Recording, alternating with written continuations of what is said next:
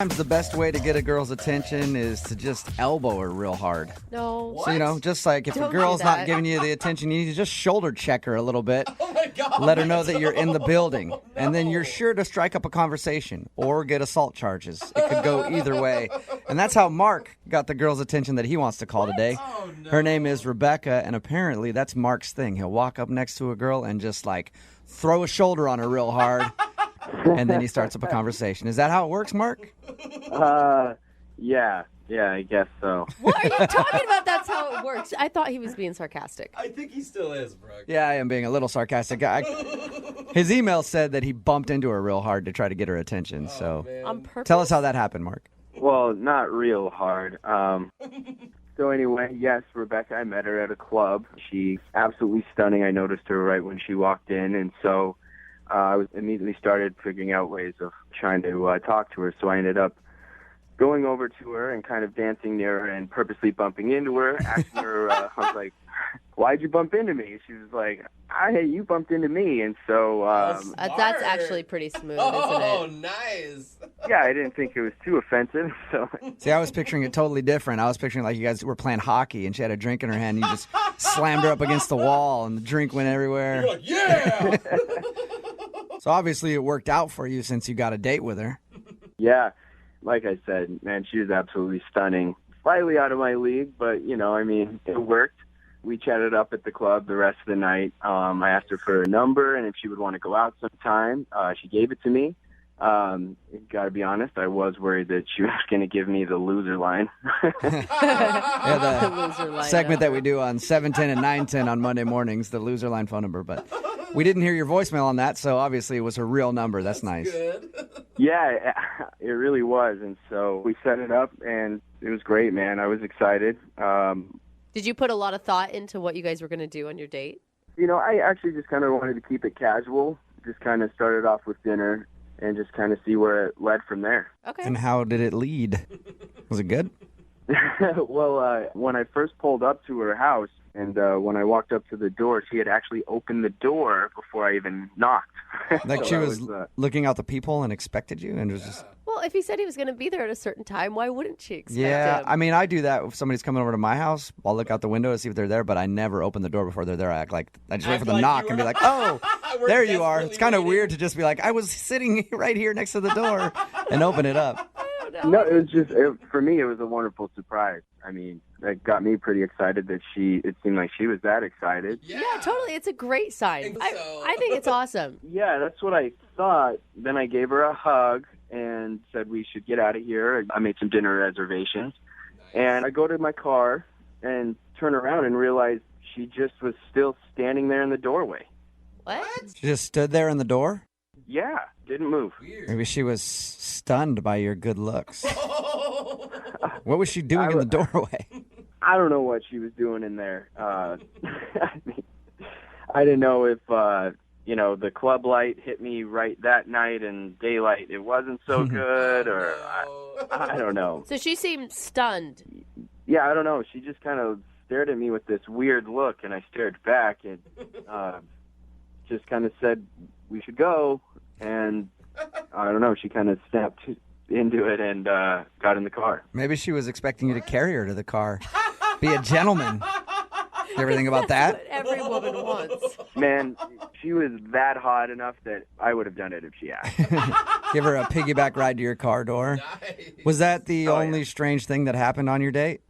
Yeah, sort of. Dinner was good. Conversation was relatively smooth. I kind of was offended that she actually had set up something for after our date, Oh. which I thought was kind of weird, not knowing that the date was ending after dinner. I didn't know if she was lying or just making excuses at that point. Yeah, I was going to say, did she not tell you about that beforehand? No, she didn't. I will say, even if she wasn't lying, a lot of times going into a date, a girl will set something up just in case as her out. Or as a way to stop herself from going home with you that night. I don't Yeah, know. thanks for trying to be That could nice be. to him. That I'm doesn't. trying to be nice. That happens. It really does. So how did everything end then after she said she had plans? She actually had me drop her off a few blocks away. It was on a different street corner, and What? yeah, it was. And as she was getting out, I just was like, "Can I call you again?" And she just yelled, "Sure." And Yelled. have you called her? Sure. I wouldn't be calling you guys if I didn't. And how many times have you tried to call her? Probably more than I should have, but I mean, I definitely want to let her know I want to go out again, and if, I did do something wrong, I don't know, I definitely want to know and see if I can fix it or, If it turns out she's just not attracted to you, are you going to have hurt feelings? No, that's fine. That's, people's preference. It's, it's what it is. Yeah, and you said she was out of your league anyway, so you should already know that might happen. So you dropped her off on the street corner. Slightly. You dropped her off on the street corner, and that's the last you've seen or heard from her. Yeah, so, I mean, That's so Alien weird. abduction ever cross your mind? Come Oh, on, dude. good It happens possibility. so much. It happens. There's True. TV shows about it. It happens all the time. I really don't think she was abducted by it. Okay, well, we'll play a song, come back, call her, and get your second date update then, all right? Awesome. Thanks, guys. Okay, man. Moving 92.5. Brooke and Jubal in the mornings. Second date update. Right in the middle of a second date update, and Mark is on the phone with us.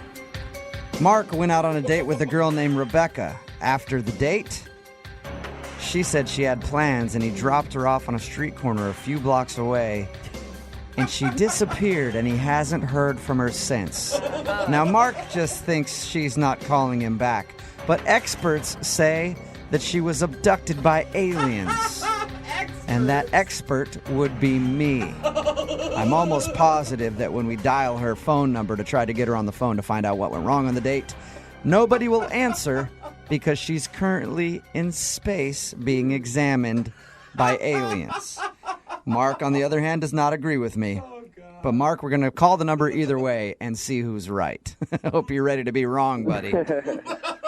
I don't know. I guess I did see a strange light that night out my window after Yeah, dropping her off. there you go. Starting to put it all together.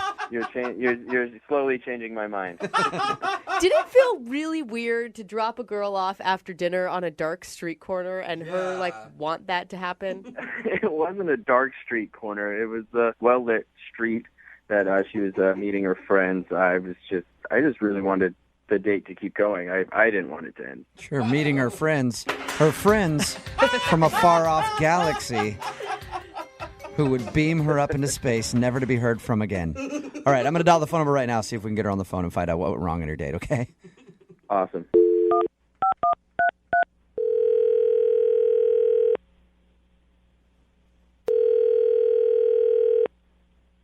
Hello? Hi, is Rebecca there? Yeah, this is her. Rebecca, how are you? This is Jubal from Brooke and Jubal in the morning.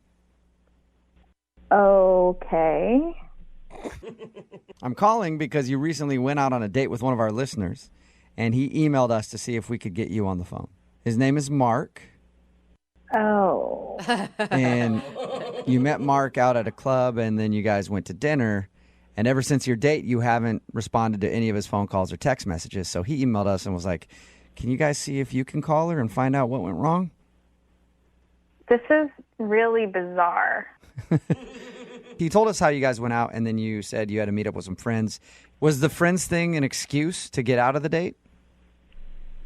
I mean, he was, he was nice. That's not the You still haven't question. answered my question, Rebecca. Did you make up the fact that you were meeting up with your friends later as an excuse to get out of your date with him? I mean, I'm going to take that as a yes. Yeah, just take that. Move on. So why'd you do that? What was so bad about the date? for me, I'm more like old-fashioned when it comes to dating and stuff, and I definitely believe that a gentleman should act a certain way, and I kind of feel like he fell short of my expectations. Do you mean, was he not opening doors? And I mean, when we first met up, when he came to my house to pick me up, you know, I was waiting for him at the door, and I just felt like, you know, he came to greet me, and that was fine, and he gave me a hug, and then I was kind of just waiting, you know, for him to kind of set the tone of the date, especially with the first impression, and he just didn't really do it right. What did you want him to do? To do? I mean, a hug sounds pretty good to me. I don't know. I just think, like like when a gentleman comes to pick up a lady, you know, he should bring her like a little token of his appreciation, like flowers or maybe a stuffed animal or something. It doesn't have to be anything, you know, expensive, but just something to say hi and, you know, I appreciate you taking the time to go out with me tonight. So he didn't bring you essentially a gift, and that upset you. Yeah. Wait, do most men, okay, hold on. Do most men bring you a gift when you go out on a first date? Because I've never encountered it. I mean, not every time, but I mean, the ones that don't bring me a gift don't really see me ever again. And the ones that do, I, you know, I'm willing to take the next step or maybe a second date. And I know a lot of people will call me old-fashioned. I feel like you kind of feel that way, and maybe I am, and, you know, maybe you're not. People just do things differently and have different, you know, standards and stuff. Okay, well, how was everything else? How was everything else on the date other than the fact that he did not bring you a gift? He seemed genuinely nice, and it did start off a little sour, and when it kind of starts off that way, it's hard to really get like the butterflies going and stuff like that. He said when he picked you up that there was a moment where you just stood at the door.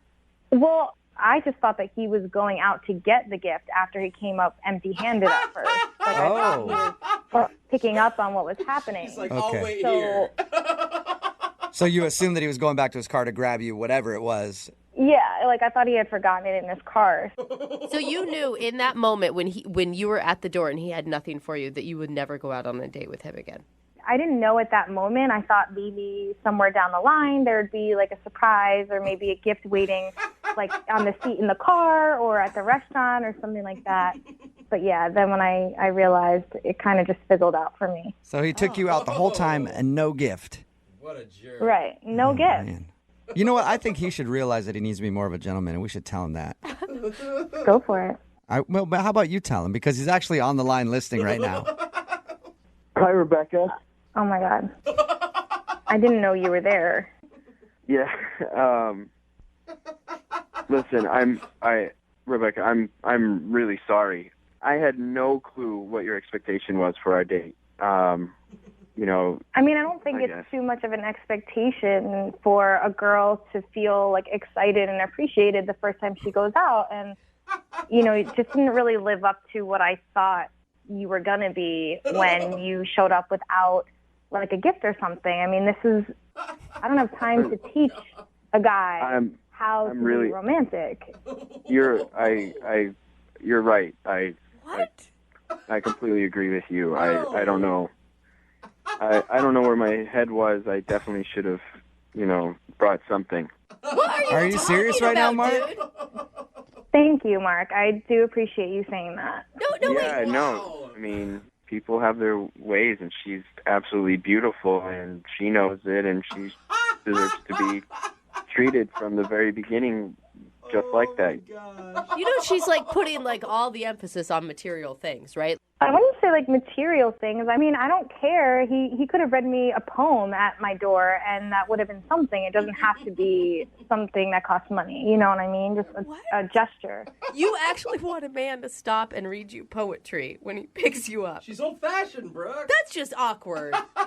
I mean, what's awkward about a guy who is trying to actually woo a girl and, you know, be old-fashioned and be romantic? If you don't like romance, I mean, that's on you, but I would like to feel something when I meet someone. Yeah. Sometimes you want a guy to show up and read you a sonnet. It's like a Shakespeare type experience. But like I said, it could have been anything. I mean, I'm not expecting diamonds. It's just the thought that goes into something like that, and a guy who knows how to treat a woman. Listen, I totally understand what you're saying. I definitely should have been way more of a gentleman and much more attentive to your needs. You know. Oh, my God. You are kissing So, her ass. I'm really sorry I didn't get you a gift.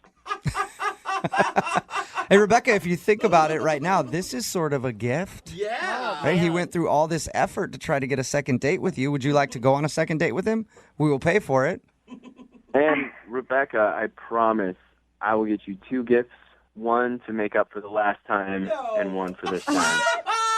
You hear that, Rebecca?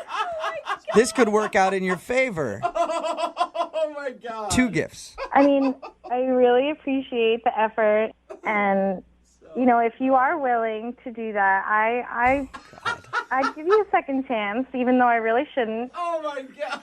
You know, a real man would just know, but, you know, you have gone through all these great lengths, and I'd say okay. Oh, my God. I promise you won't be disappointed.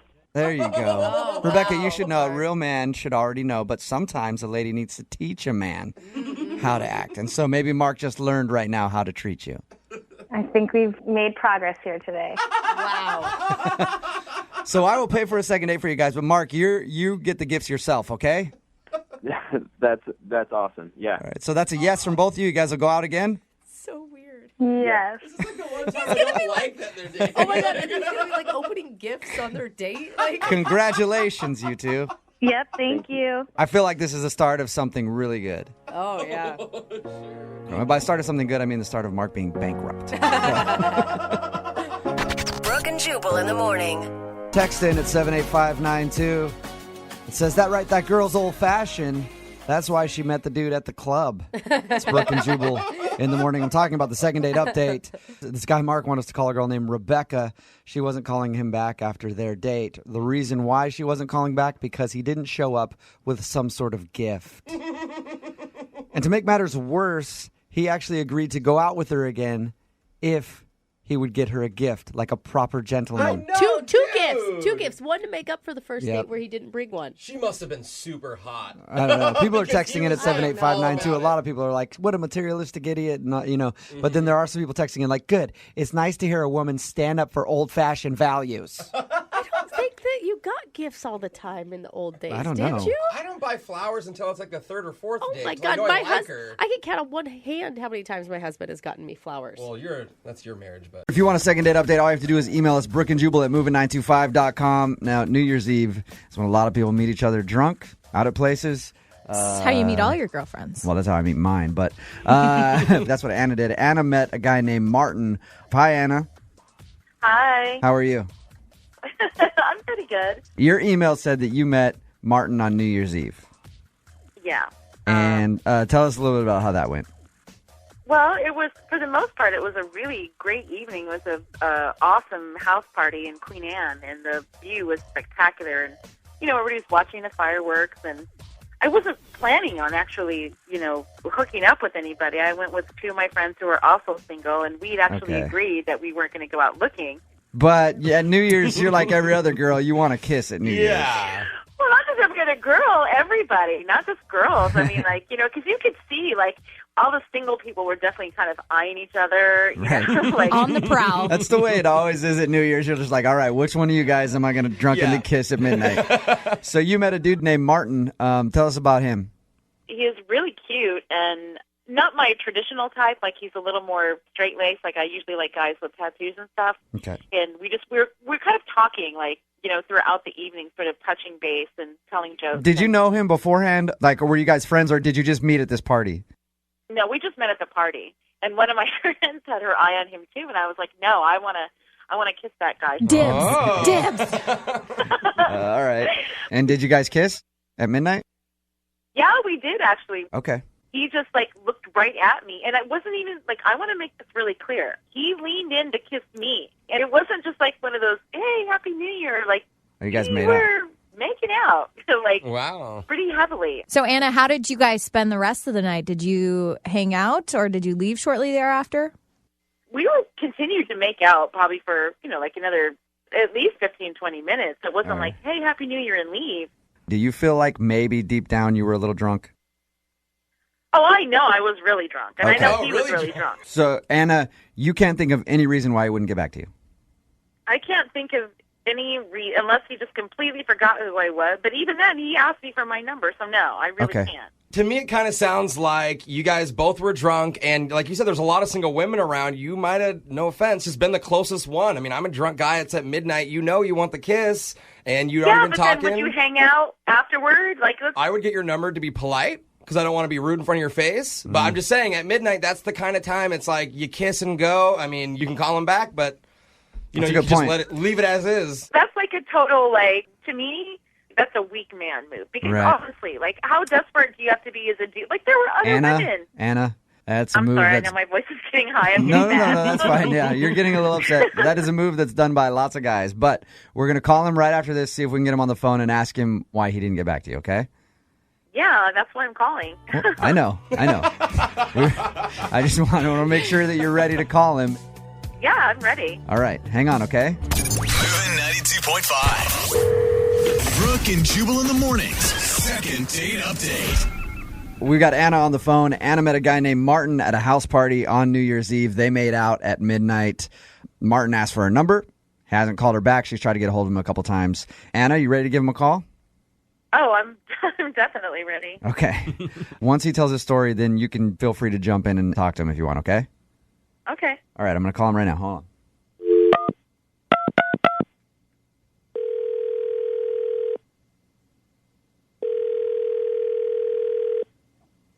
Hello? I was looking for Martin. Oh, yeah, this is Martin. Can I help you? Yeah, what's up, man? How are you? This is Jubal from Brooke and Jubal in the morning. I'm moving 92.5. How you doing? Okay. I'm good. I'm calling because I want to talk to you about a mutual friend we have, if you've got a few minutes. Oh, okay. It's a friend of mine named Anna. I know a few Annas. What, All right. You may or may not remember this one because you met her on New Year's Eve at a party. Yeah. Okay. Do you remember New Year's? Most of it, yeah. All right. You remember making out with a girl named Anna at midnight on New Year's? Yeah, that rings a bell. Okay. Calling because I know that Anna has tried to contact you, like try to call you and text you, and you haven't returned any of that. So I'm just wondering if you could tell us why. Oh, I don't know, man. I'm on the radio right now, right? Yes, sir. You are. Yeah. I'm just curious because she said that when you guys met on New Year's, you had a fun conversation, you made out, and then you asked for her number. She just thinks it's weird that you would ask for her number and then not return her phone calls. I can see why she might think that was weird, but that's not really the whole story. Okay. Oh, man. Here's look at it this way, dude, okay? Anna emailed us to ask about you. So unless the problem is with you and something that you don't want on the air about yourself, it's fine to tell us anything you want about Anna. And because she's the one that asked for it. And Martin, you might be doing her a favor. As a girl, it's way worse to wonder and have the curiosity aspect there. All right, yeah. So we got separated for a while when I went out to get drinks, and I think she just thought like I had left, but actually I pretty much passed out in one of the bedrooms next to the pile of coats. Okay. Were you pretty hammered? I was pretty hammered. I actually think she was a little more drunk than I was, but sometimes you got to get that power nap in if you want to party for another few hours. Right. So I woke up and I left the room, and she was making out with another guy. Oh, what? Really? And I was totally going to call her. And I do not remember that at all. I do not remember that at all. Martin, that's Anna. She's on the phone with us. Wow. Hi, Anna. Anna, you heard what Martin had to say. Maybe you want to state your case to Martin right now? I don't even know what to say because I'm pretty sure that didn't happen. But I was pretty drunk. If you don't have a twin sister, it totally happened. Oh my God. Martin, why don't you describe to Anna what you saw then? Since she doesn't remember. Well, I came out of the bedroom, and there wasn't as many people there, so it wasn't like it was hard to see, and you were on the kitchen counter making out with a guy. Oh, my God. Oh, my. Shirts were unbuttoned, lips were locked. I was like, all right, well, I guess I won't be calling her. Martin, you're 100% positive that it was her. 100% positive. Wow. 100%. Oh, my God. Anna, be honest, was there any other guy at the party that you had your eye on? I don't even know how to answer that because I'm going through everything in my brain right now about what happened. Martin, all I remember was you. I don't remember this. Now I sound super. Oh my God! No matter what I say, I sound slutty. You have no memory of making out with another guy after you made out with Martin. Oh my gosh, no! Why would I? If that was the case, why would I be calling? Now I feel like oh my God. Martin, look, I'm sure you've been really drunk before. I've been extremely hammered before and have done similar things. You could probably see her side of the story and how that could happen if you got real drunk and like there was a chick that you made out with and then you found someone else later on. You don't think that that could happen to you as well? Yeah, I can see how that happens, kind of. Okay. But in my experience, guys get drunk and do stupid stuff, but women always seem to forget all the stupid stuff they do when they're drunk. I.e., So you- that's the same for everybody, Martin. Come on, don't say it's just women because I don't think so. I it's think the same that's a for woman everybody. thing. So, Martin, you think this is kind of a convenient blackout that she's having? I do think it's a convenient blackout. I'm laughing only because Anna- I'm really nervous right now. Anna, oh my God! You can do what I do and just embrace it and say, hey, I drank too much, I blacked out. That actually didn't happen because I have no memory of it. That's my secret. People go like, hey, Jubal, you took your pants off in front of a bar in Queen Anne, which happened. There's photo evidence of that, so I can't really deny that. But if there was no photo evidence, all I'd say was, nope, didn't happen. I don't remember it. Well, I don't want him to think that this is something that's usual for me. So I'm not going to pretend that it didn't happen because I don't. Martin, I thought you were really cool. I mean, I'm not saying it's like super serious, but you were a really cool guy, and I would definitely like to actually go out with you without being absolutely wasted. All right, Martin, let me ask you this. Was it too much of a deal breaker for you guys to go out again? Because on these second date updates, we always pay for the couple to go out again. Would you be willing to give it another shot? You guys can go to a restaurant where they don't serve booze if you like. You know what? I am willing to give her the benefit of the doubt. Really? I will have drinks. But Well, I wouldn't have called, Martin. I wouldn't have called if I didn't want to see you again. And honestly, if I had known what an idiot I was that night, I would not have put myself through this. sure. I promise I won't make out with the waiter. I mean, that's what I was going to say. You guys both enjoyed each other's company. You might as well give it one more shot. See how she is when you're both sober. Yeah, but I remembered him enough. He made a big enough impact that I called you guys. You made a big impact on him, too. So. Brooke and Jubal. Brooke and Jubal in the mornings. Second date update. They say that one man's trash is another man's treasure. I already don't like the start of today's second date update. And that's why Tim is on the phone for a second date update today. He found a discarded date. And then he swooped in and got a date with her. Discarded. Tim, now I don't want to call your date trash. It was just an analogy, okay? Yeah, I get that. Tell us about the garbage pickup. How'd it go? Yeah. Well, let me back up. I went out that night to go see a play, and I just went by myself. So I go to the theater, and I'm there, and down the row, a couple seats down, there's this girl, and she was pretty cute. So I smile at her, and she sort of smiles back. Did you throw her a wink, too? No, I did the polite, like smile, head nod, just like, hello, hi. Like bite the lower lip, like, Oh my God, Jubal.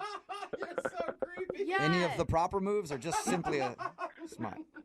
Maybe I should have done that. Maybe I should have done that. Right, you start talking about how this woman sounds like a sweater from Goodwill, and now you're... All right. So you smiled at her. I did, and the seat next to her is vacant. So I get a little courage, and I kind of like walk down a little bit to the aisle, and I just said, hey, is anybody sitting in the seat? And she said, yeah, someone else is going to come take the seat. Okay, and then that's when you yelled at her. Why are you yelling at her now? He was upset. No. Oh, you didn't yell at her. No, I just said, oh, okay. I didn't ask who, the seat was for. Right, because it's none of your business because she's a complete stranger in a theater.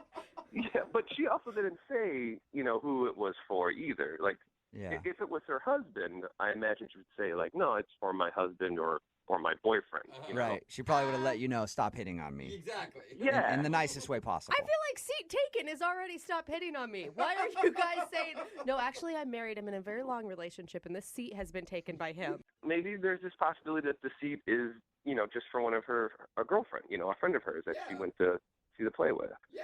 Right. Okay. Okay, so you went back to your regular seat then? I did. I said, oh, okay, well, enjoy the show. And then I went back and the show started a few, minutes later and it was good. Okay. But then through the show, I sort of kept an eye just looking over by her to see if anybody had showed up. You almost sound like you're starting to get a little creepy. The guy at the end of the row that keeps looking over at her during the play. I did it. That's the thing. I didn't want to, so I kind of did like the peripheral vision to see if there's any action happening over there. Mm-hmm. Anyway, so intermission comes, and no one had showed up. Ooh, the mysterious vacant seat. She's either lying to you or the person didn't show up. So, I went out, I got something to drink, do the intermission stuff, and when I came back in, I came in, so I walked past her to get into the aisle. Okay. And as I walked past her, I just said, hey, the seat's still taken? And she said, You're relentless. no, they didn't show. And I said, oh, well, do you mind if I sit there? And she said, sure. So I sat down. Yeah, good persistence. Okay. I would have felt weird going back up to her being like, Yeah. hey, what's up? You said somebody's coming for that seat, but it's been open this whole time, and I've had my eye on that seat, so... What's the deal? Yeah. Are you a liar? You just lie to everybody? What's going on with you? It is I kind didn't of... want to seem that way. I didn't want to seem like a creepy guy. It was more like, I felt bad, like she got stood up on her date. It's kind of awkward, though. I mean, you're putting her in a position like, what is she going to do? Stick to the lie at that point? No, someone's still coming for the last half of the play? But the good thing is the play finishes and we start talking, and then I just said, do you want to go grab something to eat? And she said, yeah, sure, that'd be great. Awesome. So That's cool. Okay. yeah. So we left and we walked to a place and we sit down and, we talk for a little while. We get a drink, we get some food. Conversation's great, it's not creepy at all. And I noticed, though, that she's starting to get a little, tired. And so I was like, oh, you know what? Why don't we just call it a night? And she said, yeah, that'd be great. So I walked her to her car, said goodnight, gave her a hug, and said, can I call you? And she said, sure. Awesome. And so I texted her a couple times, and I never heard back. And I was, I thought things had gone well. And, then I emailed you guys. Did you ever find out who the seat was for? We didn't talk about it at dinner because I thought if I brought it up and she did get stood up, it would be uncomfortable or make her feel bad. So I just stayed away from it. Oh, that's a good idea. Pretty smart, yeah. So how long has Yeah. it been since you guys went to dinner? It's been like a week and a half. A week and a half. Okay, so she's definitely blowing you off. Yeah, and I just started thinking about why, who was that seat for? Maybe it was for a boyfriend or someone that she was dating, and he finally showed up, and now she's like, no, I don't want anything to do with you. Maybe I was too forward, Maybe I was the creepy guy in the theater trying to steal the seat. Or so that's why I emailed you guys. Well, we'll play a song, come back, call her, and get your second date update, okay? Okay, great, thanks. All right, man, just hold on. Brooke and Jubal in the morning. I forgot to ask the most important question about today's second date update. If you just missed the first part, Tim is on the phone, and he wants to call a girl named Sarah today. They actually met at a play. She had an empty seat next to her. At the beginning of the play, he asked if he could sit in it because he wanted to move seats and sit next to her because he thought she was hot. And she said it was taken. And then after intermission, he saw the seat was still open. So he asked her again. She ended up saying, yes, you can sit in the seat because whoever she was waiting for didn't show up. After the play, they went to dinner, had a great time, but now she's not calling him back. And I forgot to ask Tim this, and I'm sorry about that, everybody listening. I know that you really want to know. Tim, how was the play? No one cares about that. Scale of 1 to 5 stars. What are we talking? Well, the first act, I was a little distracted because I was, trying to figure out what the empty seat was about. So I think it was a 3. Okay, good. All right, my cool. God. Should we even do the second date update now, or have we gotten that all cleared up? No, I still want to know why she never called back. Okay. And Tim, you can't remember any awkward moments you guys had when you went for dinner and drinks after the play? No, everything was real casual and cool, and I thought I was being very polite, and I asked a lot of questions about her, what she liked. I thought it was a good conversation. You actually seem very charming and like a good listener, so I'll give you props on that. Well, thank you. Thank you. Horrible play reviewer, but Yeah, Jubal's got a point. I'm going to dial her phone number right now. Here we go. Okay.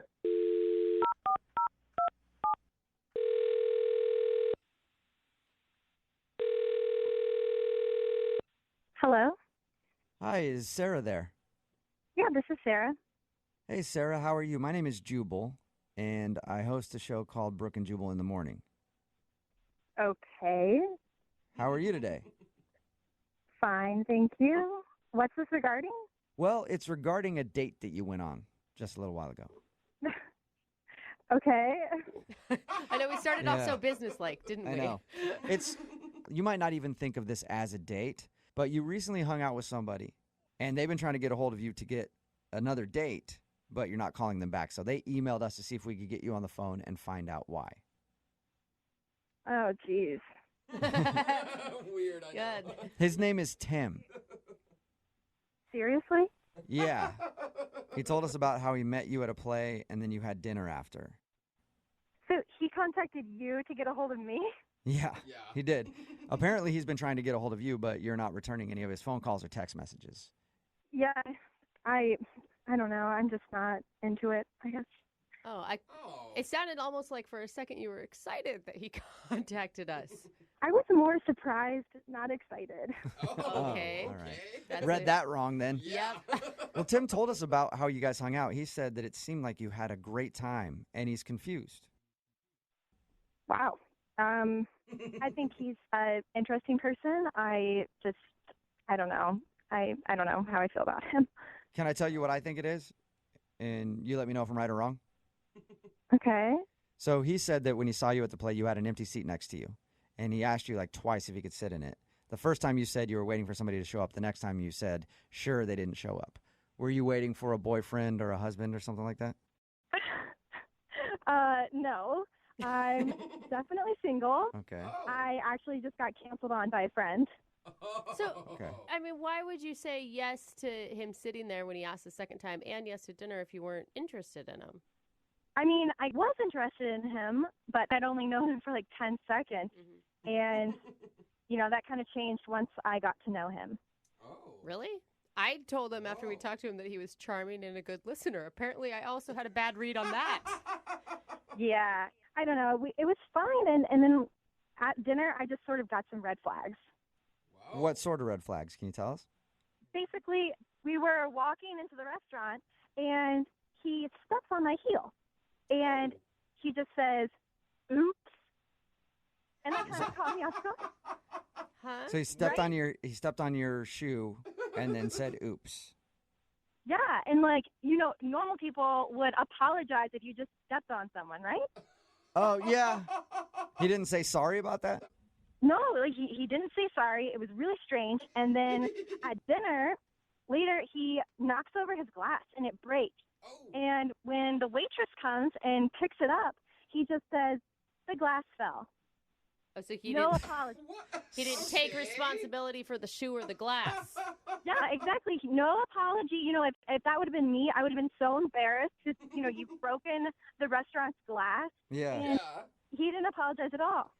So was he kind of a jerk then, just pointing out, hey, glass on the ground, pick it up, please? Honestly, it kind of read like that. And that is just not what I'm looking for. I'm just not into somebody who can't say that they're sorry. I'm looking for someone who's more polite and can admit when they've done something wrong, when they've stepped on someone maybe or broken someone else's property. Wow. I mean, it's the first date. And you'd think on the first date, that's when you want to be the most polite. And I think he just has some kind of problem where he can't say he's sorry. Okay. Really? I know a Sarah, lot of men I want like to let that. you know that I don't have that problem. And I want to tell you that I'm sorry to break the news, but Tim is actually on the other line listening and wants to talk to you right now. What? Yeah, I'm sorry about that. Tim, are you there? Yeah, hi. Tim, is that you? It's me. Hey. Ugh. So awkward. Is that the real reason why you didn't call me back? Because I didn't say sorry? Yeah, that's the reason. Wow. I'm sorry. See, I can say it. But I don't know why you're saying it. Why I just said I'm sorry? Yeah, it's just an empty sorry. What? Wait, now you need sorries with depth? No, it just seems like, for me, So we were walking in the restaurant. We were in the middle of a conversation, and I know what you're talking about. I stepped on your heel, and I sort of just went like, oops. It went back to the conversation. Yeah. It was like, it sort of looks like a toss-off that it happened. It didn't happen on purpose, and it was in the middle of a conversation, so it was just like, oh, oops, and we just continued. I didn't think it was that big of a red flag. A normal person would say, I'm sorry. Yeah, but I didn't step on you. I stepped on your shoe. Tim, are you Tim, serious? you're not. I would be apologizing if I were you right now. Yeah, most people would. Why? Why would I say sorry? I didn't do any of those things on purpose. Okay, sometimes when you don't do things on purpose, you can still say sorry. Like if you accidentally stepped on a shoe. Yeah, but those are just those are just empty sorries because I didn't do it on purpose. It was an accident. So if you were like driving your car and you accidentally hit a pedestrian, you wouldn't apologize for that either because that wasn't on purpose. Oops. Well, whose fault was it? Seriously? Are you serious right now? It's a good point. No, I'm just saying. Your foot stepped on my foot. Yeah, How could that be my fault? It's not your fault. It was an accident. It's no one's fault. It's an oops. I have never really dissected the word sorry like we're doing right now. No, it's just I grew up that if you're going to say sorry, it's meaningful and you should say sorry for something that you did and then you realize it was wrong. Then you're like, oh, you say I'm sorry for that. But when it's like just an accident, like, if you bump into somebody, it's just like, oops. It's not mean. It's not negative. It's just like, oops. And then the life goes on. Yeah, but everybody else grew up with common courtesy. So even if you aren't going to say sorry, you say, excuse me, or I didn't mean to do that. I just don't agree with that. Like if Sarah and I continued and we got into a relationship and then later on something happens where I should say I'm sorry and I say, hey, Sarah, I'm sorry, it would have such a huge meaning and she would really know, like, wow, he's really sorry. Hey, I cheated on you, but I'm really sorry. And I don't throw that word around willy-nilly. No. Yeah, you shouldn't throw it. You're right. You shouldn't throw it around willy-nilly. That is so not what I expected your response to be to all this, Tim. Well, I'm not really sorry about it. Sorry, I'm not sorry. Sarah. Yeah. And guys, I'm not surprised. Okay, so are we done here? No, not yet, Sarah. We're almost done. But I do have to ask you if you would like to go on a second date with Tim. We will pay for it. You know what? Sorry, no. It's so immature. It's so immature to say that with that tone. Like, now you're ruining sorry. You've ruined the word. Well, I find it immature that you can't use your manners that a 6-year-old can use. So maybe practice that. Yeah. 6-year-old will say sorry for sneezing. They'll say sorry for anything. Look, I am an adult. I am a grown man. I only say sorry when it counts and when it's needed. All right. I like that. Oh, man. All right, well, sorry. Sorry. I can't even say sorry now without thinking about it. You can't. I won't say sorry because it's not my fault. Tim, you didn't get a second date. Whatever, man. Whatever. Brooke and Jubal in the morning. Text in at 78592 says, that dude Tim is right. People throw apologies around with zero meaning these days.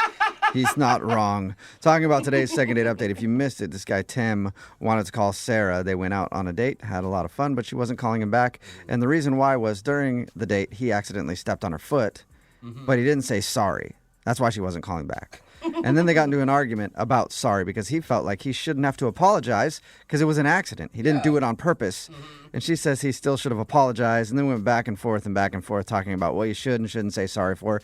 In the end, it doesn't really matter because he's not getting another date. Yeah. There's a lot of debate now about the word sorry. Yeah. The text board is people are very strong about it. Yes, they are. A lot of people actually supporting him for not saying sorry, and then a lot of people calling him an a-hole. So text in at 78592. What should you say sorry for, and what shouldn't you say sorry for? And it'll be a hot topic we probably won't discuss further because it's kind of boring. Anyway, if you want to do a second date update, all you have to do is email the show, and we will call the person who didn't call you back. Brooke and Jubal's second date update. It's time. It's Brooke and Jubal in the morning on Moving 92.5. I don't think we need to make it more dramatic. I know. The question will be answered. How did the date go last night between Brittany and Noah? Hi, Brittany. How are you? Hi. I'm okay. And you're not crying. This is a good sign. If anybody's just tuning in and missed the show yesterday, it is the most crazy second date we've ever done. Do we call it a second? I mean, I It's guess sort of a that's second what date. she asked for. I don't know. Brittany emailed us for a second date, asking us basically to call a guy that she hooked up with 3 years ago, and they had a baby together. He didn't know about it because she left the state and was forced by her parents and stuff not to say anything. So now she's got a 2.5-year-old baby girl, and the dude doesn't know. We called him yesterday to try to get him to go on a second date so that she could tell him in person. Which I applaud you for being brave enough to do that, Brittany. Thank you. How did the date go, Brittany? Well, I mean, first of all, thank you so much for doing all of this. And I know it's kind of, I know Brooke was like, I didn't really want to, so I appreciate it. I wanted you to tell him. I just didn't want to do it on air. So I'm really proud of you. I really am. I think that I could not put myself in your shoes. I don't know what you were feeling before you met Noah at a restaurant last night to drop the bomb on him. Yeah, I was pretty nervous, and my stomach was doing somersaults. Like, how do you even pick an outfit out for that? Yeah, seriously. What is the correct footwear for letting a dude know that he's got a 2.5-year-old daughter? I would go flats just in case you need to run after or away from him at any You guys time. are always thinking about that stuff. That's great. I wore a very, very sweet dress, actually. Look innocent. Look innocent. How'd you feel the moment you saw him? He walked in, I hadn't seen him. I haven't seen him for 3 years. Did he look happy to see you? He looked kind of nervous, too. He had more. At any point, are you thinking, I'm not going to do it, I'm going to back out? I think probably every other thought. Could you even hear a word he was saying while you guys were eating dinner? Or is that all you were thinking about? Like, when is the right moment to drop that bomb on him? I'd every time I look him in the eye, I had two feelings. One was, I guess I don't know what I'm allowed to say on the radio, but the word that starts with SH. Yeah. Or I was like, God, his eyes are so nice. You're like, I gotta tell him that I have his baby. I gotta tell him, but oh my God, he is dreamy. What was I talking about again? Well, there's a reason that I hooked up with him. He's really attractive. Okay, so when did you do it? So I had these pictures on my phone of our daughter. Oh my gosh. Ready to show him. But I just kept it was just so everything was just so awkward. Yeah. So finally, that's when you take it out and show it to him and go, doesn't that nose look familiar? Yeah. It looks like looking into a mirror. Yeah. See, but I'm not you guys would be able to do that. I'm not clever like that. I couldn't even think. So we're walking on the beach afterwards, which was super nice and weirdly romantic. Wait, you went all dinner just sitting across from him without telling him? I couldn't get the courage up, and so we're walking on the beach, and I'm like, okay, I'm going to say it. I'm going to tell him, and then all of a sudden, and I turned towards him, and he plants one on. He kissed me. Nice. He likes you again. Yeah. That's great, right? Which was weird. I laughed, which was probably not the good. Oh no. Response, but because I got really nervous, and I thought, oh my God, it's so weird. It's almost like we just had a first kiss, but we have a baby together. Did you say that? No. Oh, that would have been perfect. My heart just dropped. I thought that's what you said to him. I was like, wow. I also when when you're really attracted to someone, they kiss you, and it makes you immediately you feel you feel stuff. You get butterflies and those tingly feelings. And you feel connected, and you. Yeah, and I guess I laughed, and then my face must have looked weird. I don't know what. And he's like, "What's going on? What's wrong?" And I had this weird response because I was actually I didn't know what to do, and so he pulled away, and I started crying. What? Oh, that's not. That's the way to make yourself look perfectly sane. Anytime I've ever kissed a woman, she just starts crying automatically. It's a good sign. So what did he do? Did he freak out at that point? No. I mean, that's what made me really. I was just like, wow, this guy is. I'm glad my daughter has half his genes, because he just looked at me and he was like, "What's going on? What's wrong?" And he just looked sweet, and I said, "Well, I have a past, and I just feel really uncomfortable talking about it, and I'm really nervous." Oh, that ought to make him feel good. That's gosh. And he's like, "I'm here to listen. I'm totally compassionate towards hard circumstances. Oh, God. You can tell me anything." awesome. So Did you use that opportunity, Brittany? Well, no, because then I looked at my phone, and I had to go back. The babysitter was going to leave. You're telling me, Brittany. you chickened out. So I couldn't start the conversation then because I had to get back. I mean, it's a 3-hour conversation. Brittany, maybe. I don't know. didn't tell him.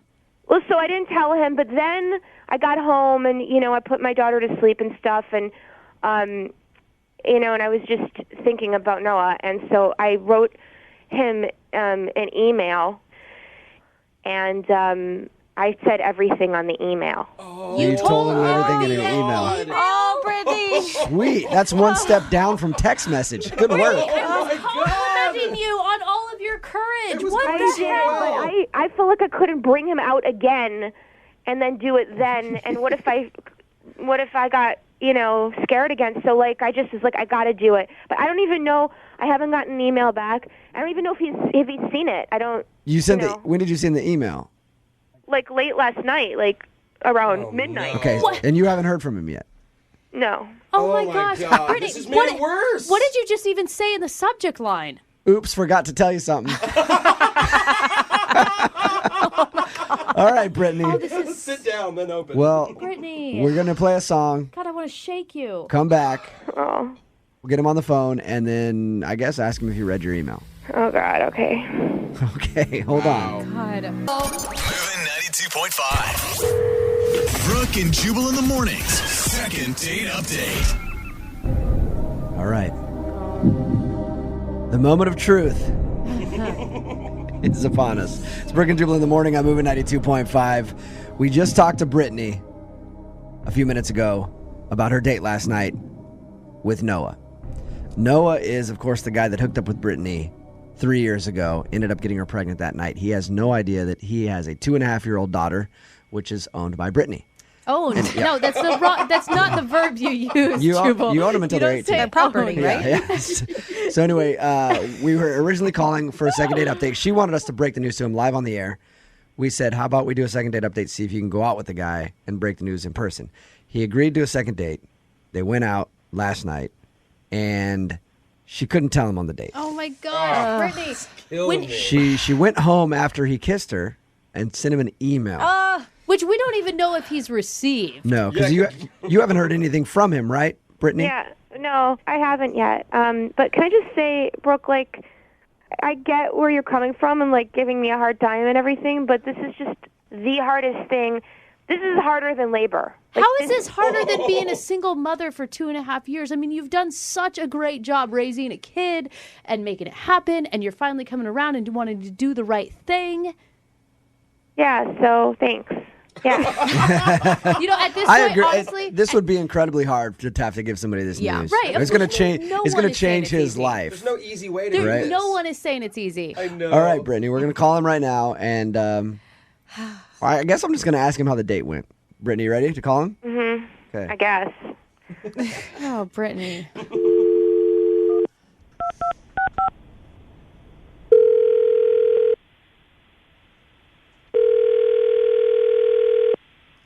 Hello? Noah.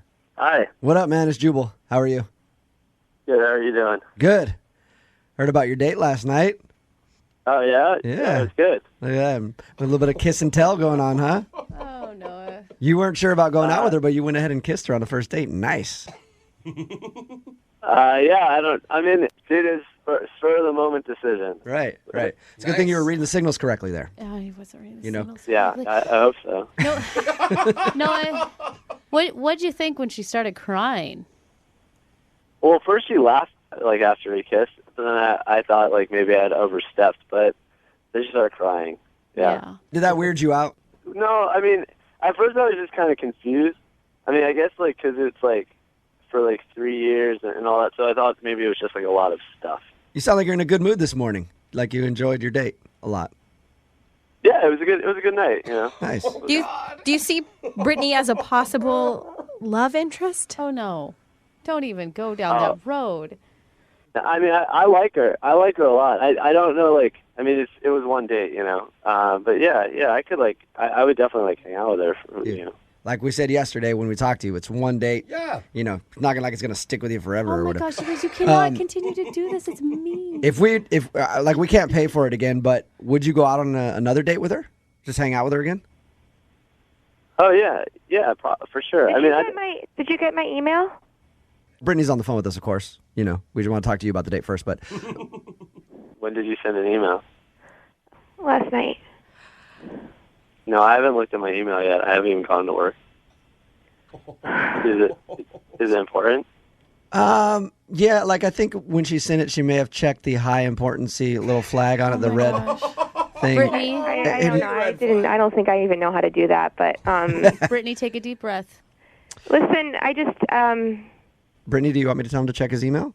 no. I gotta just do this. Okay. I'm really scared. Are you okay? Yes and no. Like something really amazing happened to me and you, but you're not aware of it. But it's also might be kind of awful for you to hear about it. But, obviously that we hooked. Well, I know you didn't really remember me that well, but we hooked up 3 years ago, right? You do. You remember that now, I assume. Yeah.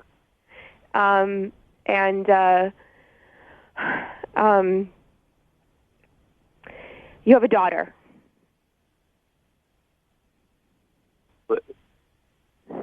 Wait, what? I got pregnant. I didn't realize. I was so busy. I kind of didn't realize it for a few months, and had already kind of not responded to your text. My parents super conservative and stuff, and they convinced me to go back to live with them and not to tell you, since I hardly knew you, and I stupidly went along with what they were saying. And we have an amazing daughter, and she's incredible, and I don't want her to grow up without a dad. And you're really great, and even if you hate me, I hope that you can be her dad at some point. Oh, Brittany. You still there, Noah? Brittany, I'm so proud of you. What? Is this a really disgustingly sick prank or something? No, this is not a joke at all. No. Brittany emailed us initially to do a second date update on you, just to break the news that she has your 2.5-year-old baby daughter. And we decided to try to just get you guys to go out so she could do it in person. She tried so hard, Noah. She couldn't do it last night, and she sent you an email. There's an email in your inbox with all the information. If you want to do a DNA test or whatever, I totally get it will be yours because I wasn't with anyone else in that time period. But I understand if you want to do that, it will definitely be yours. Well, I don't. That's okay. What do you say? Yeah, I don't know what I would be thinking if I were in your shoes right now, Noah. Personally, I would be probably crying. I cannot believe you're so composed right now. Well, I'm sure it hasn't really hit him yet. Wow, I'm shaking. So wait, so the kid's here now? Yes, but your daughter. Yes. Okay. The kid. Oh God, our daughter. And you emailed me? Okay. Well, I couldn't get up the courage to tell you last night. I had all of her pictures with me, and I was going to tell you on the beach, and then you kissed me, and then I was. This sounds so stupid right now, but I actually really like you. And I got totally confused and overwhelmed. And then it was I'm this single girl who's got no responsibilities, but I have a beautiful daughter and I'm a mom. And it's not about money. I can support her. I just want her to have a dad. Oh my gosh. This is killing me. It's making me Noah, what do you want to do now that you've heard this news?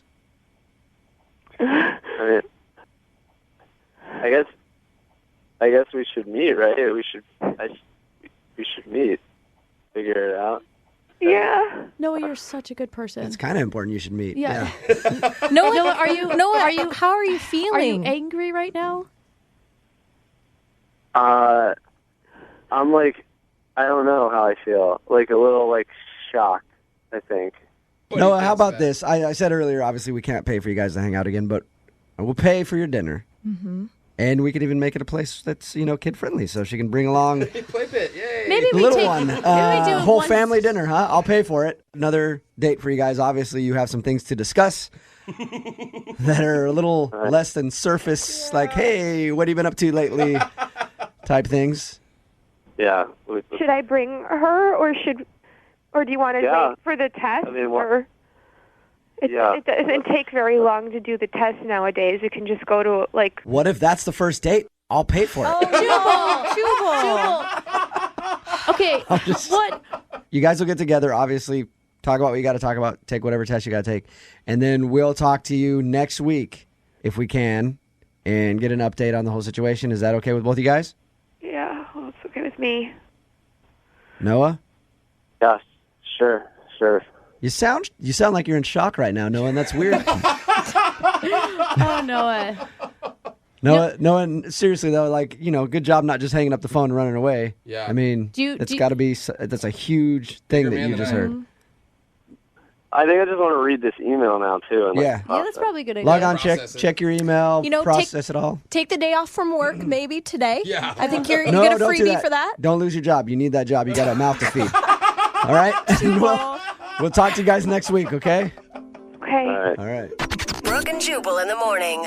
Hey, we've got a repeat second date updater. Oh. Really? You guys might remember Heather. Heather did a second date up with us a little while ago. She went out with a dude who didn't call her back because he thought she was not the brightest. Oh, no. Sharpest tack. You remember Heather?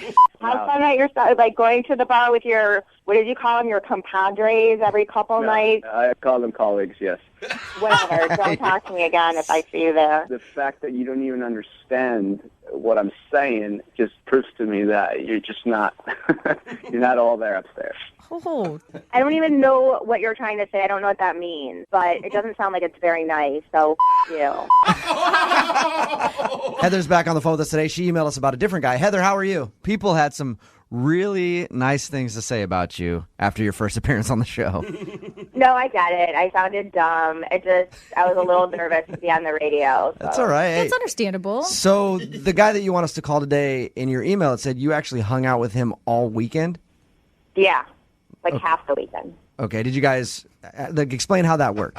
It just kept going because we were having so much fun. I met him at this party Saturday night, and he was just one of those guys that's hilarious without trying to crack you up. Right. And just hit it off right away. I'm not one of those people that is like a bachelorette contestant who's we had a connection, but we really did. Okay. Mm-hmm. And you ended up hooking up with him that night, I'm assuming. Well, yeah, I mean, kind of lightly. He lightly? was lightly. How do you lightly hook up with somebody? Well, we just made out a little bit on his couch. Okay. And then we fell asleep, and we woke up the next morning, and it, for the first time in my life, wasn't awkward. And he's like, yeah, let's get some mimosas. He was already up, music was playing, and we just had so much fun. We went out for a while, and then, we fooled around a little bit. Mm-hmm. So I guess a little more than lightly on Sunday. But, nothing major. And then... Okay, that was my question, because I read your email. You said it was a 2-day date, and I was like, either it was a 2-day date or it was a one-night stand that just lasted forever. So it wasn't like that. You guys didn't even actually hook up all the way. You just kind of made out and stuff. Well, yeah, And so I was like... I'll take that silent as a yes, you did hook up. So what happened after that? So I was just I kept giving him opportunities. I was like, I can go home. And he's like, no, stay. You know what we should do? He kept suggesting stuff. Okay, so he wasn't trying to give you little hints to leave and things like that. No, okay. I was the one that was like, I could go. So... we went back to his place, and he's like, oh, let's just watch TV for a bit. And we both passed out on the couch. And then I woke up a couple hours later, and I was like, okay, I got to get out of here. I got to get going. Mm-hmm. Did you say anything to him, or did you just get up and leave? No, I didn't want to wake him up. Did you just feel awkward about it, or? I mean, he was sleeping, and I didn't want to wake him up just to be like, all right, see you later. Okay. So I just left him a really cute note on the fridge. I was like, I had a really great time. Give me a call. My name, my number, which he already had anyway, and a smiley. And I haven't heard from him. How could he resist the smiley? No man can resist the smiley. Now, have you just been waiting for him to call you since you left the note, or have you reached out to him? I have tried to call him. One time, or have you tried a few times? Well, I've tried a couple times, but then I got a little paranoid, so I sent a couple texts with smiley emoticons. Smileys is the key. Yeah. Yeah. All right, well, we'll play a song, come back, call him, and get your second date update, okay? Okay. Hang on. Wait till you're now. Moving 92.5. Brooke and Jubal in the mornings. Second date update. Gonna call today's second date update the date that would never end. I've gone out on a lot of those dates that seem like they're just never, like you show up and then the girl starts talking. And then, like anything? Yeah, you're just like, oh my God, when is this date going to be over? You're a talker? Oh, God. How dare you tell me about yourself? You say words? Ugh. Actually, Heather met a guy named Justin at a party. They hung out that night, spent the evening together, fooled around a little bit, woke up the next day, went to brunch, spent the next day together, and ended up passing out at his house after they got a little day drunk, which is always a fun thing. Yeah. She didn't want to wake him up when she left, so she put a note on the refrigerator door with her phone number and a smiley face. Of course. Saying, call me or whatever. But she hasn't heard from him, so we're about to call Justin right now and see if we can find out why he doesn't want to see Heather again. Heather, Yeah. are you ready to call Justin? Yes. I'm nervous, but I just want to know so bad. What's your biggest fear? Like, what is the worst thing that he could come back and say to you, do you think? Well, besides that he's married or gay, it would probably be that, you know, he just wanted to hook up. What if it's both? He's gay and married to another guy. You get it all. You're right. That would be even worse. All right, I'm going to call him right now and see if we can get him on the phone, okay? Yeah. Here we go.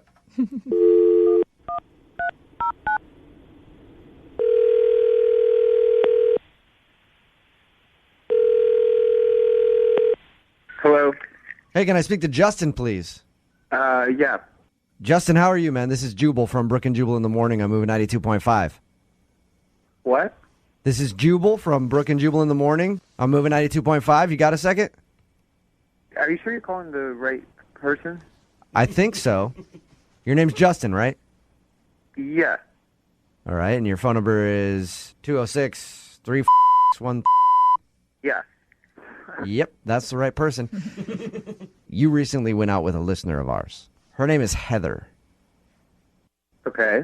Do you remember going out with Heather? Spending the whole weekend with her? Yes. Okay, well, Heather emailed us and asked why you're not calling her back. I'm not sure what you want me to say right now. Well, I'm just wondering if there's something that did she do something wrong, or was it just kind of a one night or two night thing? Or I mean, she was cool. I liked her at the time, but I just can't really trust her. Whoa. You can't trust her? No. Why don't you think you can trust her? Did she tell you anything about the date? She said that she met you at a party, and you guys kind of fooled around the night that you met, and then woke up the next day, went to brunch, got a little day drunk, passed out at your house again. Pretty much it. Okay. That's all she said? Yeah. She didn't say that she took $100 from me? What? No, she didn't. What? Oh, my God. Are you saying that she stole $100 from you? Yeah.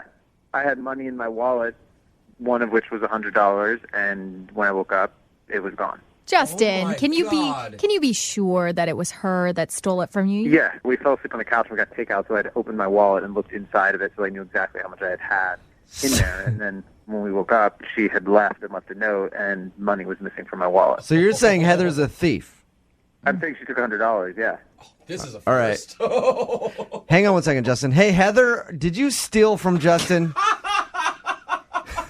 Justin, Heather is actually on the phone with us and heard everything that you just said. Heather, What? did you steal $100 from Justin? Well, Oh, no. no. I mean, I didn't steal it. I mean, I did take some money, but I have a totally obvious and realistic explanation for it. And I was just like borrowing it because I had no way to get home. Wait. You're admitting that you took $100 from me? And you're actually calling a radio station to wonder why I don't want to go out with you again? Yeah, because I didn't think that I was stealing it. I just, I needed to Do get I know home. you? I didn't have what? Are you my friend? Do I actually know you? We went out for a total of 48 hours, and you think you can just open my wallet and take money without asking? Oh. You can't just Well, I open feel like my I sort of thing and do know you. You don't know me. Heather, You stole from me. Heather, why would you take money out of his wallet? To get a cab or something?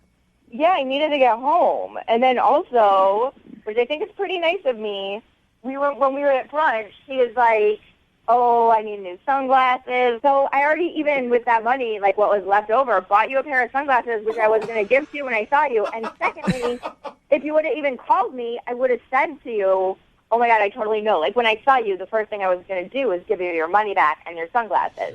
Yeah, right, Heather. Do you realize how crazy you sound? No, because Are you it's even not aware of what is crazy. coming out of your mouth?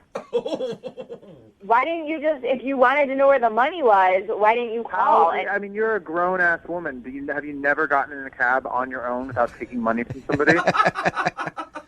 Yeah, but not when I was like, didn't have any. Yeah, but Heather, you didn't even ask. You just went and took $100 from him. I didn't want to wake him up. He looked nice and cute and peaceful sleeping. Sure. Yeah, that's the perfect time to rob somebody when they're nice and cute and peacefully sleeping. I wasn't robbing him. I needed to get home. I was going to give him the money back and the glasses, but, whatever. I guess if you want to be a about it, then I earned that money. Hey, Justin, if she would have woken you up and asked to borrow money, would you have given her cab money?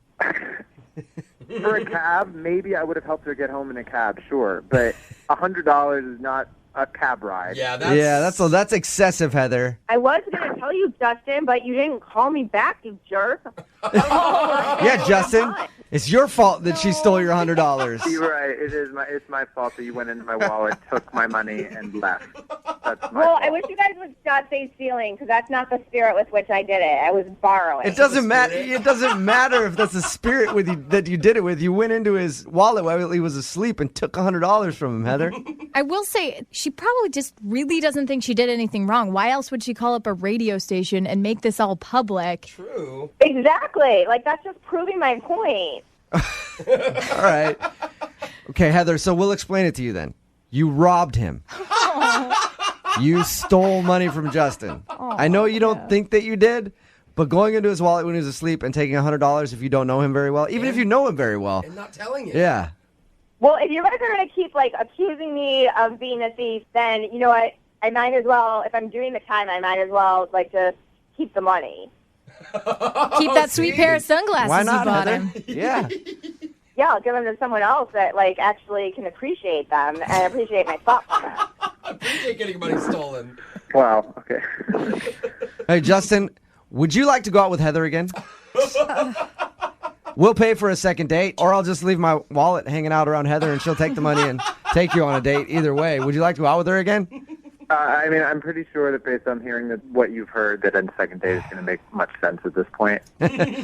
Heather, would you still want to go out with Justin? No. Oh. And why not? Because he's a total jerk. He's so small-minded. He's clearly, selfish.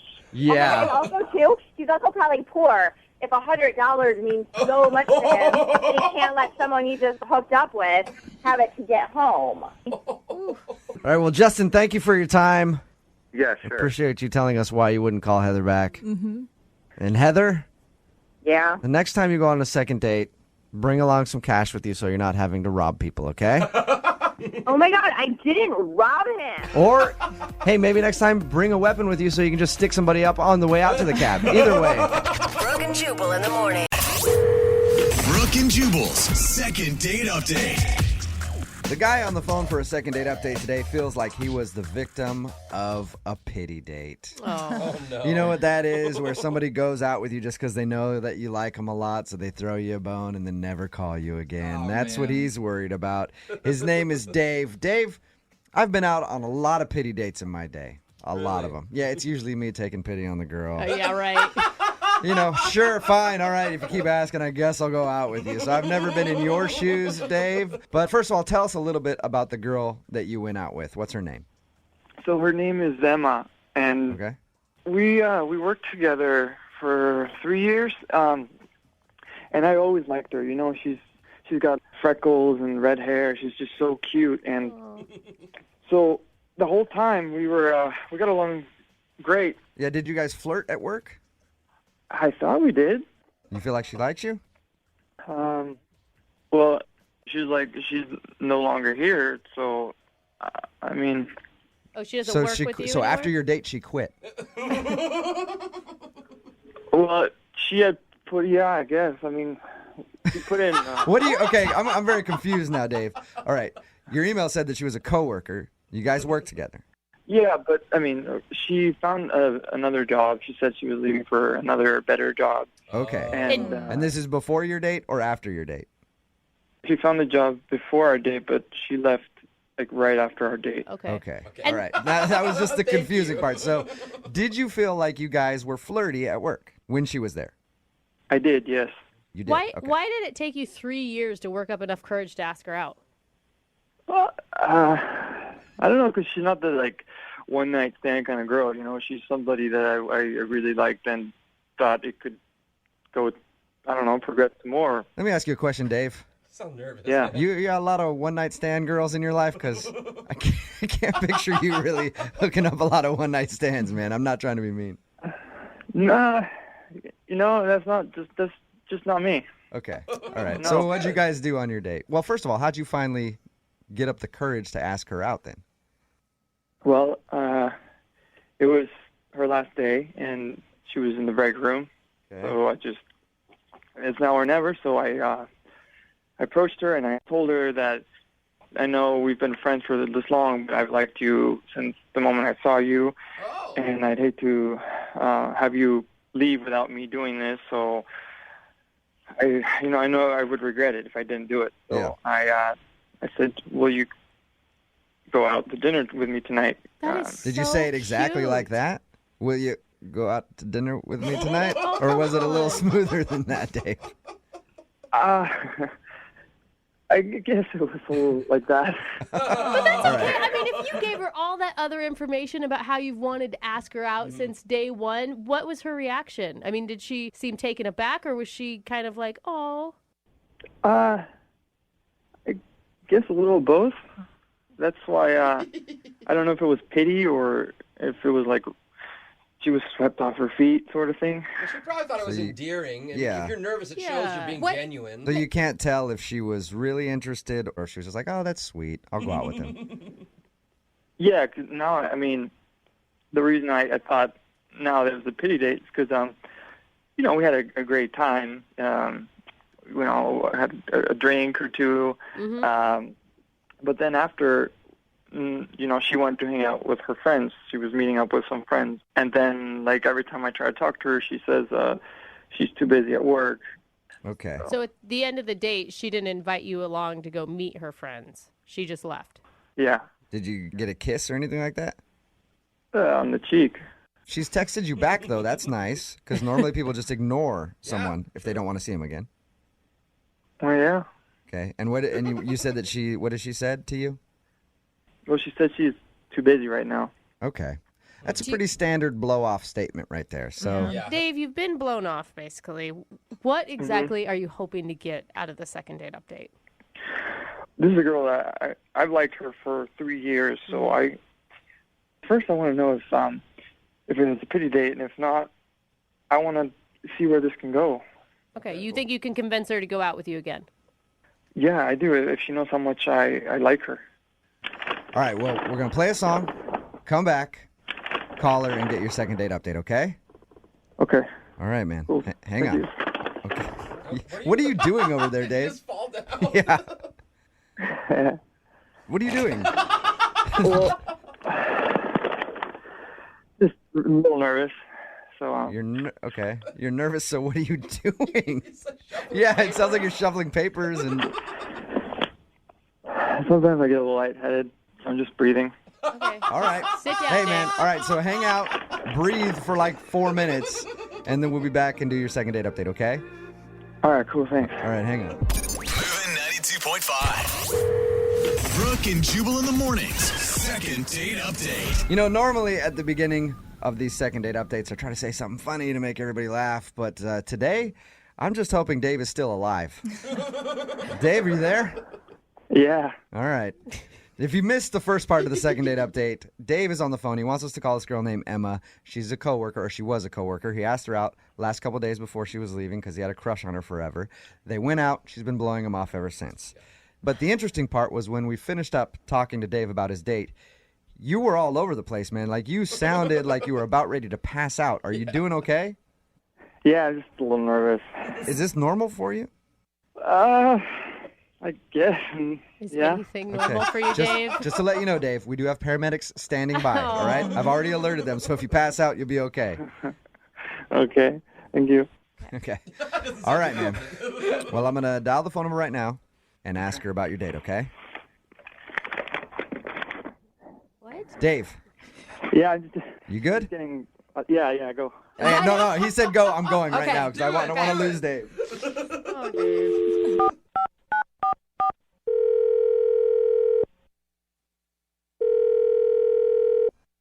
Hello? Hi, I was looking for Emma. This is Emma. Emma, how are you? This is Jubal from Brooke and Jubal in the morning.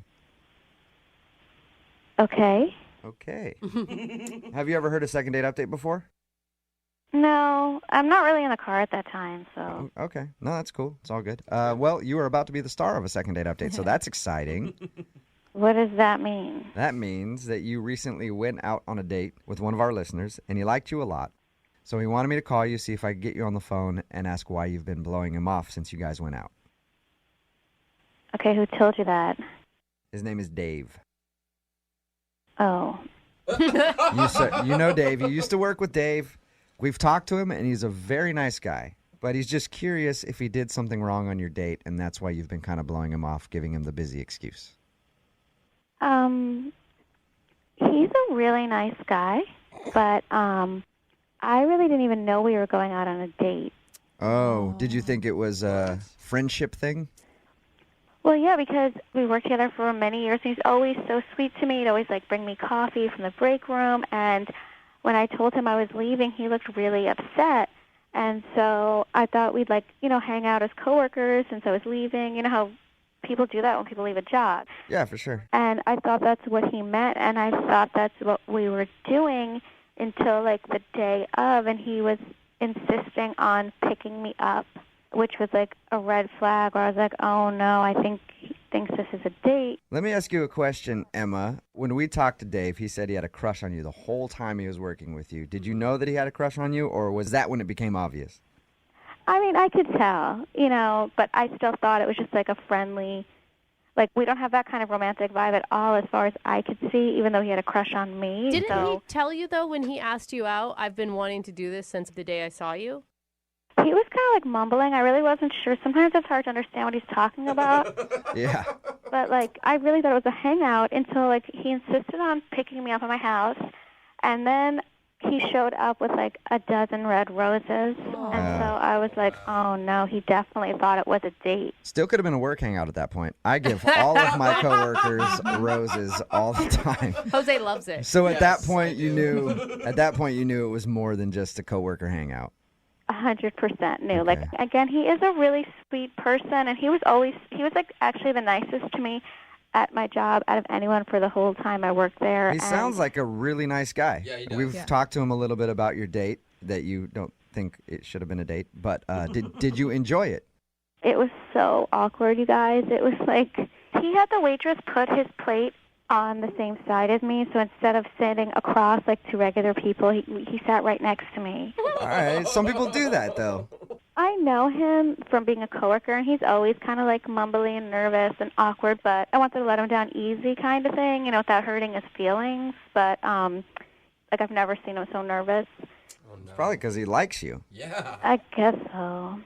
I guess so. I mean, if you were to step back and try to see him in a romantic light, could you? He's not the kind of guy I'm attracted to generally, so... I bet you he's a stallion in the bedroom, Emma. You ever think about that? No. No, I don't think so. Well, would you be willing to at least tell him the reason why you've been kind of blowing him off, instead of just saying that you're busy? Just let him know, hey, you're not really my type? I think that would be really awkward because I do too, Emma, and that's why I want to make it happen because Dave is actually on the phone listening right now. No, are you serious? Yep. Dave, you there? Hey. Hey, man. How you feeling? Good, I guess. Why don't you say hi to Emma? Hey, Emma. Hi, Dave. Did you hear that? Yeah. It's okay, I'm really though. sorry, and I just know that there is a girl out there for you because you are a really nice guy, and I just am not that girl for you, but you are. I really liked working with you all that time, and I don't want you, to get your feelings hurt, But here, I know I am a little nervous at first, but I mean, I could become the man you want me to be. Yeah, I don't think so, Dave. I mean, there's a lot of girls out there, and I think you should keep trying, to maybe find someone that's a better fit for you. Dave, are you okay, man? Yeah. Do you feel like she's making the wrong decision here? Well, yeah, I wouldn't do this if I didn't really like her. And Emma, go out on one more date with me. I promise you I won't be awkward like you said. Dave, I did have a nice time on our date, and I think we really do get along. It's just that you're so nervous, and you just seem to have so many anxieties that I'm not sure.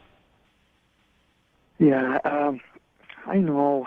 I'm nervous, but this is just because I care about something so much that, this comes up. But, we always got along great, didn't we? I mean, we did get along really well. And you are a good-looking guy. Really? You think I'm really good looking? Well, yeah. I mean, you are. You're just, a little nervous, but you are good looking. You have a really, handsome face. See, Dave, you hear that? You're sexy. Yeah. Well, this is awesome. That's the way I feel when a girl calls me good looking too, man.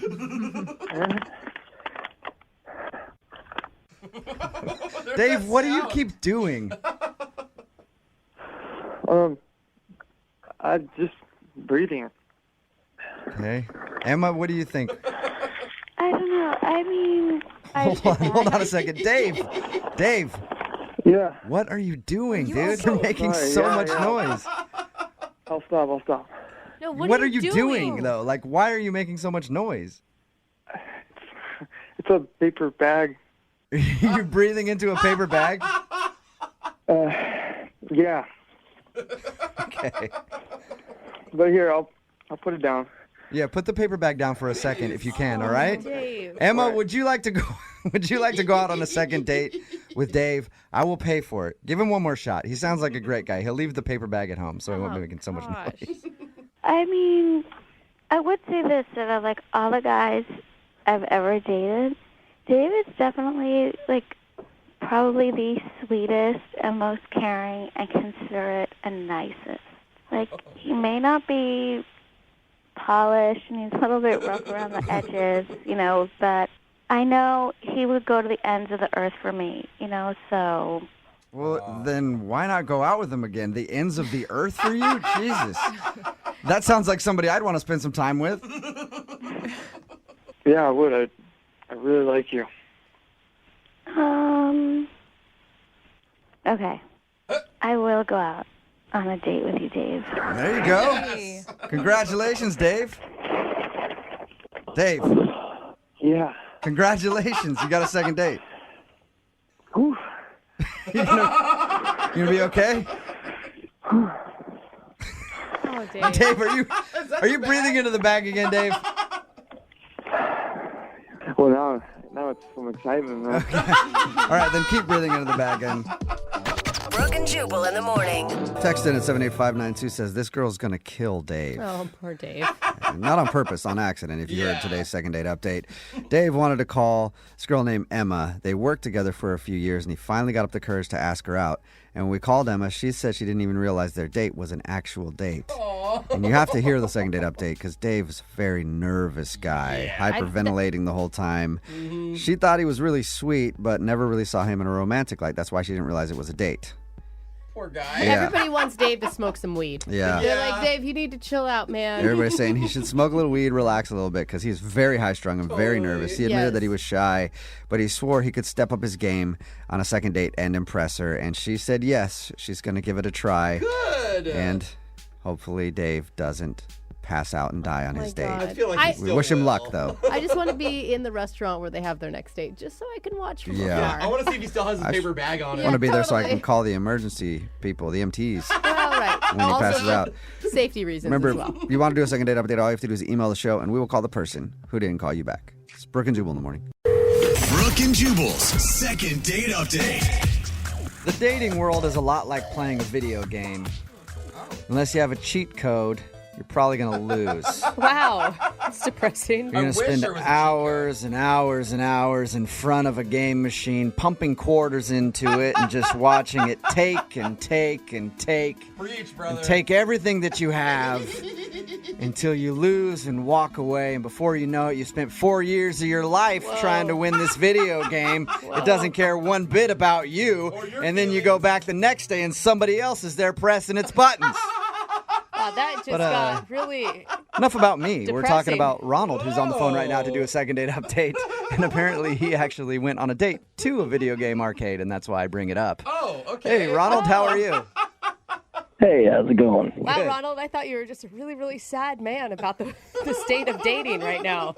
Yeah, that's kind of his issue. That's completely different than what I experienced. Okay, good. There is hope out there for some people. That's a Jubal flashback. Yeah. Yeah. So your email said that you went out with a girl to a video game arcade. Before we get into that, how did you meet her? I actually met her on a new dating application I was trying out. Friend told me about it. A dating application. Fancy. Well, you guys would probably know it as an app.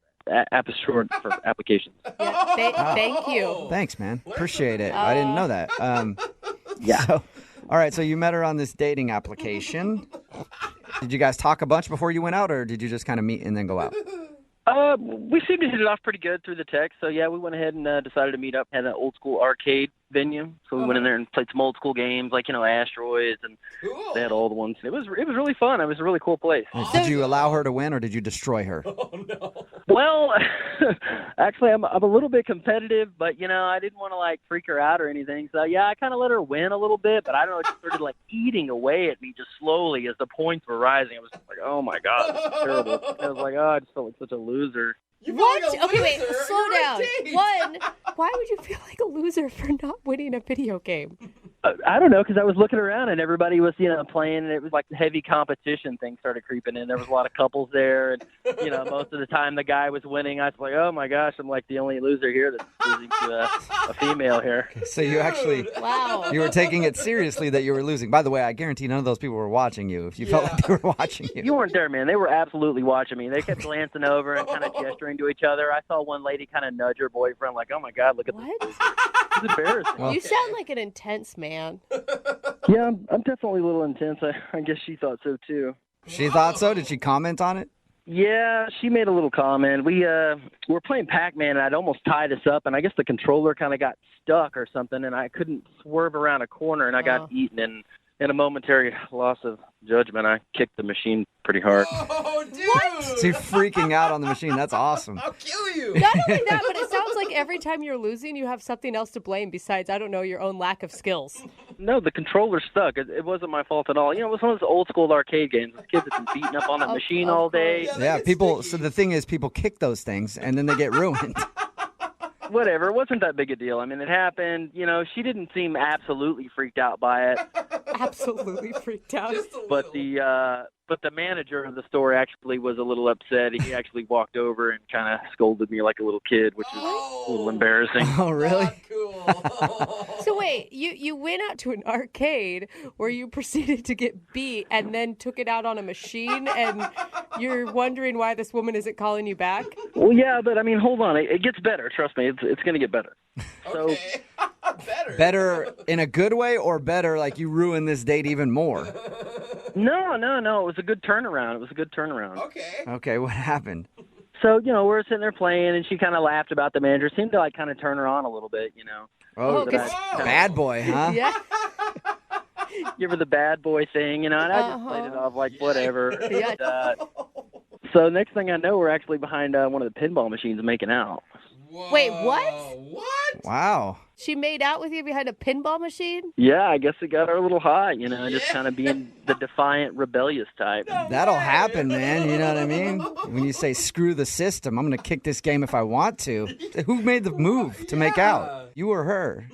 Well, I made the first move, duh. I mean, I'm a pretty badass guy. Oh. Sounds like Wow. I don't go out too often, so, when I do, I go for the kill. it. Okay. We lock lips, and next thing you know, I mean, we're just like all up and down each other's throats. So. Wow. I really misjudged this whole story. Nice make out in the arcade. I'll let you know. How did the date end after your romance in the arcade? It ended pretty good, actually, on a good note, because the manager actually saw us again. He walked by to change out the quarters or whatever in a machine, and he saw us making out. And then he came up and told us that we had to get out of there. And I was like, f this place anyway. So I grabbed her hand and walked out the front door. So he kicked you out because he saw you making out? Right. But you were making out in an arcade in midday. I know, pretty badass, huh?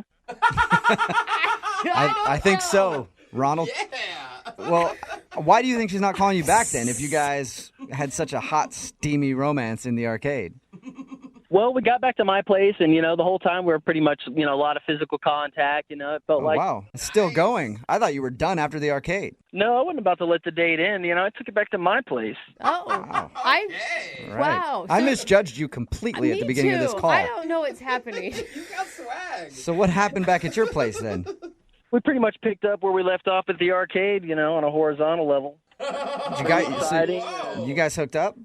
We didn't go all the way, but, we messed around quite a bit, and then at one point she just totally stopped on me, and I was kind of sitting there like, okay, got us all hot and bothered here, and then she's wanting to take off. I didn't quite understand, everything seemed like it was going really good. She was turned on. I don't know what it was. Yeah? Well, sometimes when a girl's around a guy like you, they can't trust themselves, so they got to get out of the situation, That's what I'm talking about. So maybe that was it. How many times have you tried to get a hold of her since she left your place? Quite a few times. I tried through the dating app twice, and, I let a couple days go by. I just started to call her cell phone number and still didn't get any answer. Okay. And do you want to date her, or do you just want to finish what you guys started? Yeah, definitely. Which Yeah, one? definitely. What? Well, both preferably. Yeah, Okay. All right, well, we'll play a song, come back, call her, and get your second date update, okay? I appreciate it much. Yeah, man. Hang on. Moving 92.5. Brooke and Jubal in the mornings. Second date update. If you're just tuning in for the second date update, Ronald is on the phone. And this isn't your grandma's Ronald. No, this Ronald is a certified badass. Kicking computer games and taking names. No respect for authority whatsoever. That's the Ronald we know. If you were just listening, we talked to Ronald about his first date with a girl named Julia. They went out, they went to an arcade. He got in trouble because he kicked one of the video games there, and the manager said, hey, don't kick our video games. And then he got up from that video game with his date and then pushed her against a pinball machine. They started making out, and then they got kicked out of the arcade for making out. But it didn't stop there. They went back to his house and even made out a little bit more on his bed before she just couldn't take anymore and had to leave. All right, Ronald, are you ready to give her a call and find out why she would stop the action? Yeah, absolutely. Yeah. I'm not even going to guess on this one because I thought for sure it was because you were kind of a lunatic when it came to video games and she didn't like you, but she ended up back at your place. So I know nothing. I know how to bring them home. What can I say? Yeah, apparently you do, sir. That's right, Ronald. Let's do this. Let's see why she wouldn't be calling you back, big dog. I know you're just joking, but in real life, I'm kind of a badass. Okay. I know. I'm not saying that you're not, Ronald. I just think that should be your theme song. Okay. Here we go. I'm going to dial her phone number. Dial her up. Let's quit around. Let's do this. Let's do it. Okay, Ronald means business. Here we go.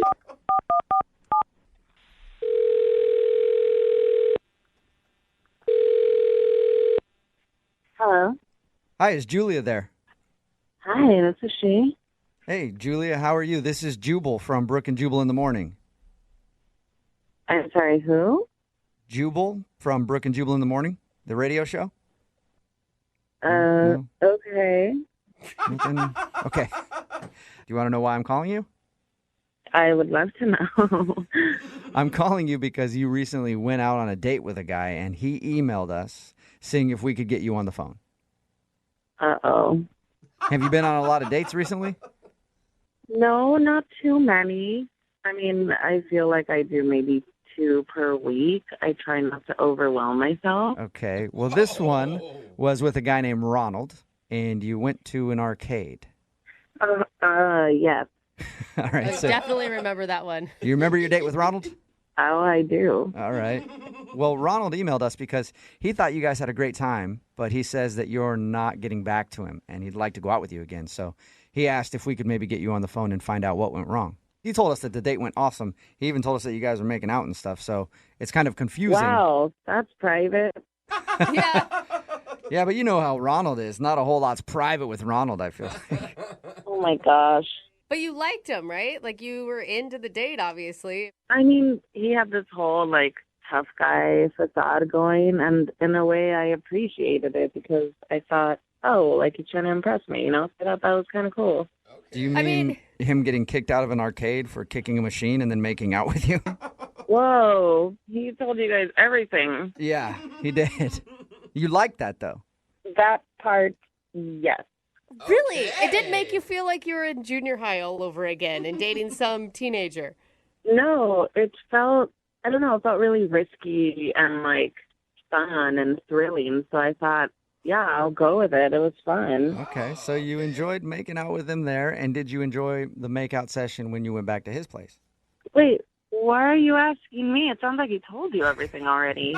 He pretty much did. But the reason that we're confused is you were making out with him, and then you stopped and left. Yeah, he had no idea. Like, it was out of the blue. So we're wondering why you don't want to go out with him again if you were, like, all into it. Well, what he did was out of the blue. What did he do? It's really embarrassing for him, not me. Okay. I don't want to say it on the radio. No, I definitely think you should. If it's embarrassing for him, he's the one that set up this whole phone call. Like, he's the one that's putting your business out on the radio. So we've already talked to him, and he says he doesn't care. He just wants to know why you won't call him back. Well, if you must know, yes. we were, we were really into it. Like, we were making out. It was good. It was fine. And then all of a sudden, he was touching my boobs, and he honked it and said, "Woohoo!" Wait, what? Did you just say he honked your boob? Yeah, only one of them. He honked my left boob and said, "Woohoo!" Did he? Wait. Was he trying to be funny? I don't know. It's almost like he didn't even know he did it. He didn't acknowledge it. He didn't call attention to the fact that he said woohoo. No, and I mean so I stopped because I thought, okay, he's throwing in a joke while we're getting hot and heavy, which I think is lame. But I was like, whatever. He's just trying to be funny. It's okay. But he definitely was not joking, and just continued. Like, he didn't miss a beat. Like, I don't know if he knew he did it. But it's like, I mean, to be kind of on his side, he has one bad moment in a long, sounds like, makeout session. You couldn't get past a little boob honk? I mean, a honk is one thing, but going woohoo along with it, that just kind of put me over. I could see how that would kill the mood. That would have been followed up by a yippee if you'd have let him do other things, I think. Yeah, I mean, I was like, okay, he's got like a list of these little celebratory chants that he does. I don't want to stick around for the night. Okay, so that's when you stopped and took off? Right. Oh, the bad boy wasn't so bad anymore. Yeah. Why wouldn't you tell him that was a turnoff to you? Because he seemed so oblivious to it, but I thought, let me just run now. Yeah, why waste the time and have a conversation? Yeah. I mean, for me, it was like, this is the first date. I'm just going to stop now and then never talk to him again. Okay, well, I do have bad news for you then, because he's actually on the other line listening and wants to have at least one more conversation with you. Whoa, what? Yeah. Ronald, you there? Yeah, I'm here. I'm sorry you had to hear that. Yeah, but you're exaggerating a little bit. I mean, I grabbed it, but I didn't say woo-hoo. The most I said was woo. It doesn't matter if you said woo or woo-hoo. It's just strange to hear those noises while we're in the middle of something like that. This isn't a sport where you're going to win something. So what? I like to spice things up. It was my natural reaction, you know? I was going for it. I can't believe I'm saying this, but I kind of agree with Ronald. Really? Yeah, like, I don't know, it takes a while for two people to learn their likes and dislikes in the romantic sense, and I don't think you gave them a shot. You don't like one thing and you turn them down? I mean, maybe we're just different. If you would have had Ronald making out with you, honk your boob, yell woohoo, would you have gone on a second date with him? There's a lot of reasons that I wouldn't have gone out with Ronald to begin with. But if I got to a point where he's honking my boob and I didn't like it, I mean, I would have told him and we probably would have continued making out. I don't know. If he said woohoo in the middle of, yeah, right. That's an excited thing. It's not like he was disappointed. Yeah, but he sounds like a Simpsons character.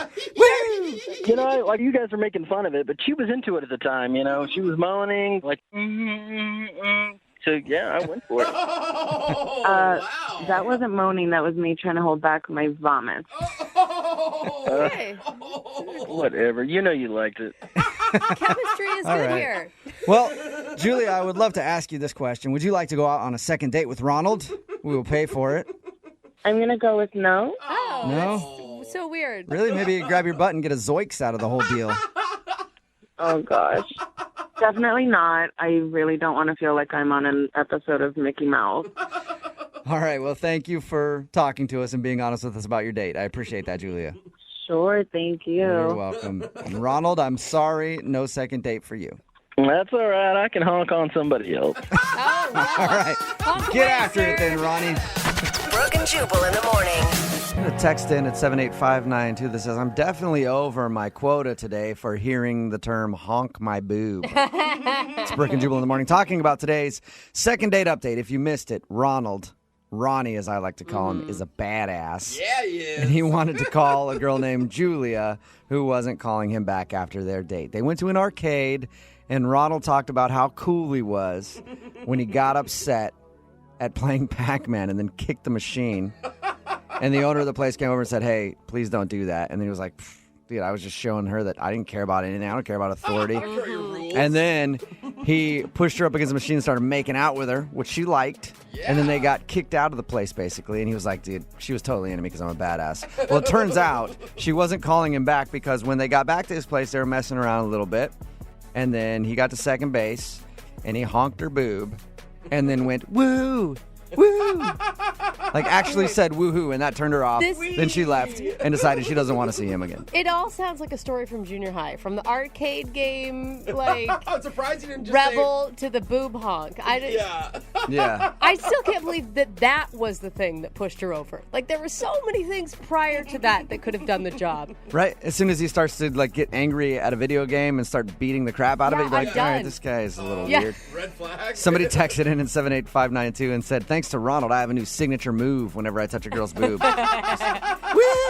Yeah, I think that it didn't work out for him. So you may want to take that into consideration before you pick it up as your signature move. Somebody else said, I dated a guy who honked my boobs all the time like that. I had one And now we're girlfriend. getting married in 3 weeks. Really? So it also could work out for you. You know? It just depends on what you're into. Yeah. Remember, Honking. if There's you want something for everybody. to do a second date update, all you have to do is email the show and we will call the person who didn't call you back. Somebody said, I just honked my girl's boobs because we're listening to you guys right now. Yeah. If you're with your girlfriend right now, just reach over. If you're carpooling to work or whatever, just honk her Or boob. vice versa, girls. Reach Honk over him to back. your man, honk There's a him. place you can honk too. Why not everybody do that in traffic right now? Honk each other. Hey, and if you're by yourself or you're in carpool, Honk yourself. Yep. Yep. I mean, no way to get closer to your your coworkers than to Honk each other and then honk the horn to let the people next to you know that you're honking each other.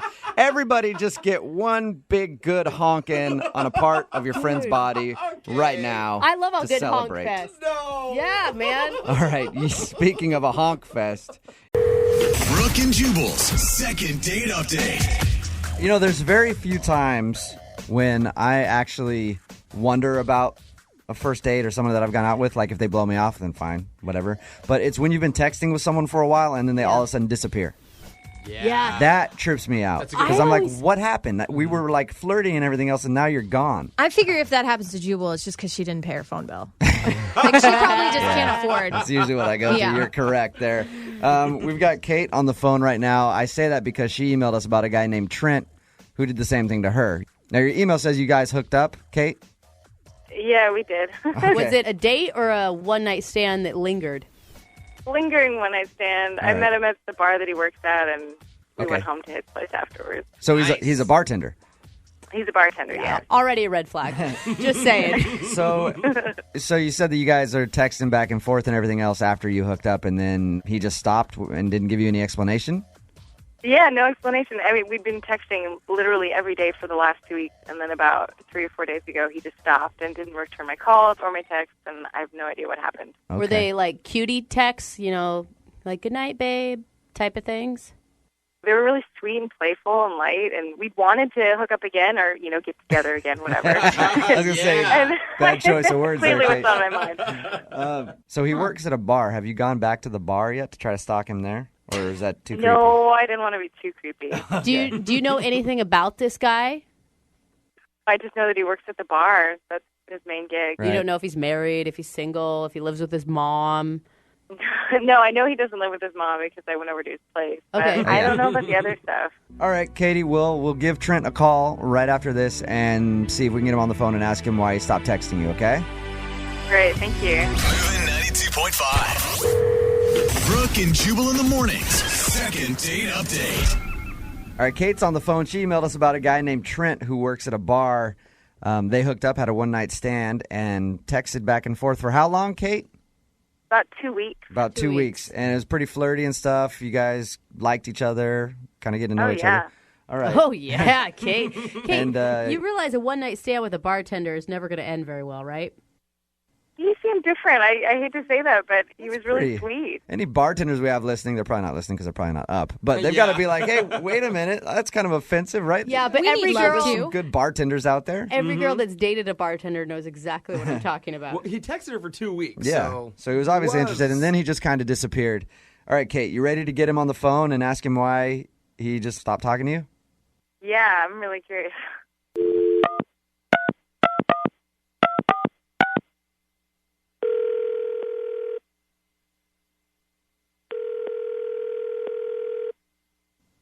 Hello. Hello? Hello. Oh, can I speak to Trent, please? Sorry, he went out for a run. Is this something I can help you with? Yeah, who's this?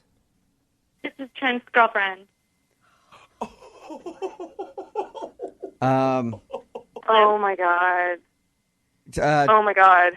What's your name, Trent's girlfriend? Tina, what's going on? This is Jubal from Brooke and Jubal in the morning. I'm moving 92.5. How are you? I'm good. I'm confused. Do you normally answer Trent's phone? Yeah, we live together. Oh. Oh my god. are not Oh my into- god. Who is that? Hey, what's your name? Tina. Who is this? This is Kate. I'm so sorry. I don't even know what to say. Tina, I here, had Kate. no idea Trent had a girlfriend. Kate, I'll explain to Tina. Tina, on our show, we do a thing called Second Date Update. So say you go on a date with somebody or you hook up with somebody, you email us if they blow you off. And we call them and ask why they stopped talking to you. Kate emailed us about Trent. That's what this call is about. Oh, gosh. What?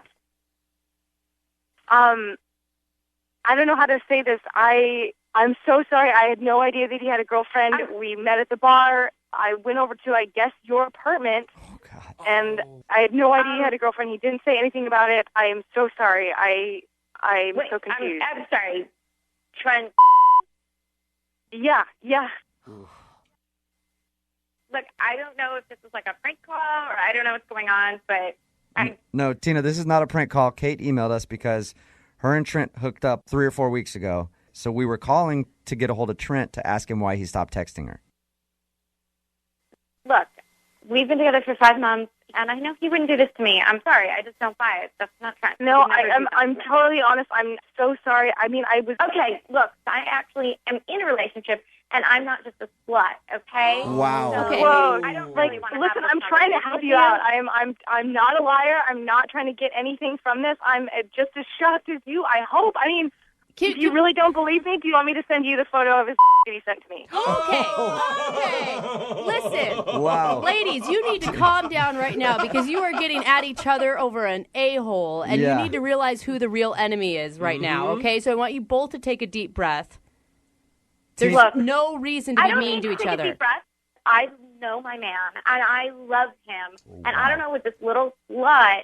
I don't know what her deal is, and I don't know what she wants, but I don't want any part of it, okay? So just stay the out of my relationship. Okay. Tina, you don't believe Kate at all that she slept with Trent? No, I don't believe it. A like that, who knows where she got a picture of it?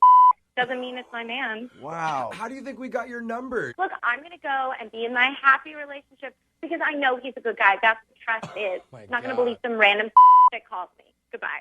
Wow. Kate? I can't believe that. Kate, I have to say, it looks like you dodged a bullet there. I mean, I'm laughing because that sucks, but I guess so. I can't believe that his girlfriend won't even fathom the thought of him cheating. Living in a place called denial. That guy's going to come home from his run to a storm. That is for sure. You better just keep running. Kate, you're cool, right? Like, you mean, you got your answer. You know why he stopped texting you. And Yeah. I mean, I guess that solves that problem. real quick, before we let you go, did he really text you a picture of his junk? He really did. I'm not even kidding. Will you send it to us so we can put it on the website? Brooke and Jubal in the morning. All the hits. Moving 92.5. That was awkward. If you missed the second date update from today, this girl hooked up with a bartender at his place. We ended up calling him to try to get him on the phone to ask why they stopped texting back and forth because they were texting a bunch for a while. And his girlfriend answered the phone. The thing is, his girlfriend would not believe that he cheated on her. Can we look at two things here, though? One, I was right about him being a bartender and kind of sketchy. Yes. Okay. Two, they had only been dating for 5 months and were already living together. So this girl, what does she really know about him anyway? Like, she's starting out in the world of denial. They're clearly in a very healthy relationship. Yeah. What I want to know is, she texted her for 2 weeks. Like, I'm wondering, do you think he was, like, planning on breaking up with this girl for her? Not at all. And then just stopped? I'm surprised that if this dude is doing that, he left his phone at home. I've had this happen to me, actually. I've had a girl. Of course you have. I had a girl answer the phone when another girl called me. And this was a girl that I was engaged to for a long time. The crazy girl that I was engaged to for like 6 years. I didn't want to be with her anymore, but I was cheating on her. And she answered the phone. I was taking a nap. She answered the phone. I woke up to her hitting me on the head with the phone, asking who Beatrice was. Oh, Beatrice. No. Yeah, Beatrice. Hey, I know, bad well, name. at least- But she was hotter than she was hot. She was 82. Yeah. At least the Better in the girl you were retirement home. dating had something to say to you about it. This girl sounds like Trent can do no wrong in her book. Oh, I know. Yeah. I yeah. mean- and the thing is, like, when that happened to me, I still tried to deny it. She handed me the phone. She's like, talk to Beatrice. Talk to her. She's on the phone right now. She's like, hey, she's like, oh, that's your girlfriend. And I'm like, yeah, who are you? I don't know who you are. And then I hung up on her. I'm like, I don't know who that was. That was weird. I would make the same stereotype about bartenders, stand-up comedians, and radio DJs. It happened another time. Also, Oh, God, Jubal. these two girls met at a party, and I got a phone call, and she's like, who's Crystal? And I'm like, I don't know, Crystal. Yeah, well, I just met her, and she says you're her boyfriend. I'm like, nope, definitely not. Well, you need to come pick me up right now. I go and pick her up, and that Crystal girl's there waiting for me. Oh, my God. So are you and Trent just best friends? Like, Yeah, is that Trent and I what should you're hang hiding? out. Yeah. The Crystal girl comes to my car, and she's just like, tell her that you know me. Tell her that you know me. I was like, nope, never seen you before in my life. That's why, ladies, if you think you caught your guy cheating, don't believe him. I'm living proof. They will lie to you. Definitely. Well, in good news today. Yeah. It's a life lesson. It is a life lesson. I would agree with that. You are one walking life lesson. Yes, I am. See, you finally realized it. You can learn a lot from me. A lot. Of what not to do. All right, it's time for... Moving 92.5. Brooke and Jubal's second date update. The girl that's on the phone to do a second date update today didn't even think that her story qualifies for a second date update because she's been out on more than one date with this guy, which makes it even more confusing why he wouldn't be calling her back. Oh, yeah. Her name is Marie, and Marie, how are you? Hi, I'm great. How are you guys? Good. You definitely qualify for a second date update, even though you've been out with this guy a few times. How many times have you gone out? 3. We've had 3 dates. 3 dates with this guy, and now he's just disappeared on you. Exactly. Dude, that is so annoying. I don't know why people do that to each other. Yeah, you're telling me. All right, so tell us about how you met him. We met on a dating website, and we were actually talking on the website for, I would say, almost 3 weeks total. So you guys talked for like 3 weeks online, and you've been on 3 dates. You're talking about over a month of knowing this guy, and then he just bailed on you. Yeah, exactly. Definitely over a month since we've been talking. Wow, And that sucks. If you've gone on 3 dates, like how far have you guys... This sounds weird, but how far have you guys gone physically? Brooke. Well, I'm just saying, like, I don't know what their relationship is. Like, have they already spent the night at each other's house? Because 3 dates is... That's okay. You know, actually, no, we haven't. The furthest we've gone, we've made out. That's it. All right. Well, I guess we don't need every single date unless you feel like there's some details we need. But what happened the last time you guys hung out? Well, you know, the first dates were fine. We basically went for coffee once and then dinner. And then so the third date, the last date that we had, we went out to a bar. So it was a little different environment, a little fun, a little noisy, loud. But he ended up bringing a friend. Did he tell you beforehand that he was going to bring a friend? No, which at first I thought, well, maybe we're that comfortable with each other already that it's okay. So then I actually ended up calling one of my girlfriends, and she came over. Oh, well, that's a good idea. So how did that go? It turned out to be a great night. He ended up buying us tequila shots, and it was really fun. And to be honest with you, I was surprised. You know, I've dated quite a lot, and I was pleasantly surprised with where things were going. And he's definitely a little quirky and has his ways, but I like that. And You guys are practically married at this point. You've been kind of seeing each other for about a month now. You've met each other's friends. I mean, that's all there is left to do, right? I mean, I thought we were moving forward at least to something further than where we were at. Do you think there's a possibility that he was freaked out that maybe you were moving faster than him? I guess it could be a possibility. I mean, at this point, I really don't know what happened. I mean, I don't think I came across as crazy at all. To me, we were both moving forward together, if that makes sense. You said that he had quirks that you liked. Yeah. A lot of times that's code for he's kind of weird. Is he a weird dude? You know, there's just little things about him that at first I kind of found it endearing. And he has his ways, he likes to talk little tangents, but then he gets excited about the things that he's talking about. And he has a like gap in his teeth, which is it's just so cute, and it just makes him who he is, I think. Diastema is the technical term for that, if you were curious. What is it? Diastema. Is it really? That's the term for a gap in your teeth. Yeah, I've dated a lot of dental assistants, and they've told me that. That's true. If you ever need to true. talk about his tooth gap again, you can use the doctor's term for it if you want. Well, you know, that's good to know. I would love to talk about it with him if he will ever call me back or speak to me again. So what was the last thing that he said to you? So it's been 8 days since our last date when we were at the bar, and I've actually tried to call him a few times. I've texted him a bunch, and I've gotten one response, and it had one word, and it just said, sorry. Ooh. That's all I got. Did you respond to the sorry? Yeah, I did. I wrote back, well, what the hell do you mean? And I haven't gotten any response from that. So are you hoping, I mean, because that sounds like a breakup to me. I mean, like, definitely. You don't have to have the breakup talk because you only went on 3 dates, but a sorry text means I'm done. Yeah, I mean, at this point, I'd at least like an explanation. You know, I feel like I deserve one. You know, we've had this background together for over a month now, and we've been out 3 times, and then, you know, to not even give me anything of just sorry, it's upsetting. I don't know. I don't even know why. Did you stalk him online yet? Is his dating profile still up? Yeah, no, I mean, it's all still there. It's all normal. Nothing, he hasn't changed anything. Okay, well, we'll play a song, come back, call him, and get your second date update, all right? Great. Or third date update, or whatever you want to call it. But we'll get it right after this. Moving 92.5. Brooke and Jubal in the mornings. Second date update. Today's second date update is a serious one because the girl on the phone was left at the altar. What? No. That's right.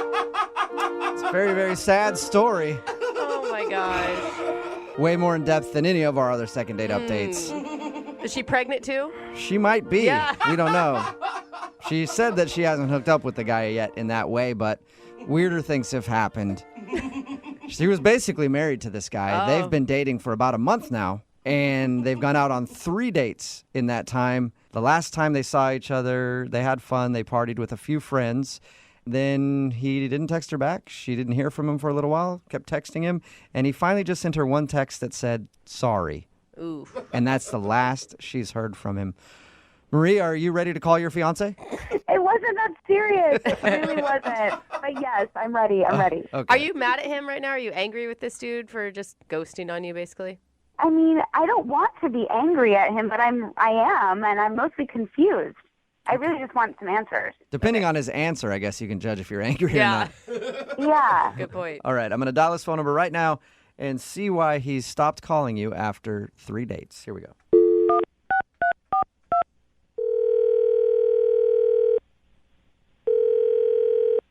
Hello. Hi, I was looking for Paul. Yeah, this is he. Hey, Paul, what's up? How are you? This is Jubal from Brooke and Jubal in the morning. It's a radio show. Okay. What do you want? I'm calling you because we recently got an email about you from one of our listeners. Her name is Marie. Okay. She asked if we could get you on the phone and find out why you stopped calling her. It's a segment that we do on our show called the Second Date Update. Do you have a few minutes to tell us why you're not talking to Marie anymore? I mean, I don't know what she's told you or whatever, but I mean, I've kind of already sent her a text like saying sorry, and I don't know. Yeah, well, she told us about the text, but she doesn't know why because you never gave her an explanation. So she's just more curious than anything.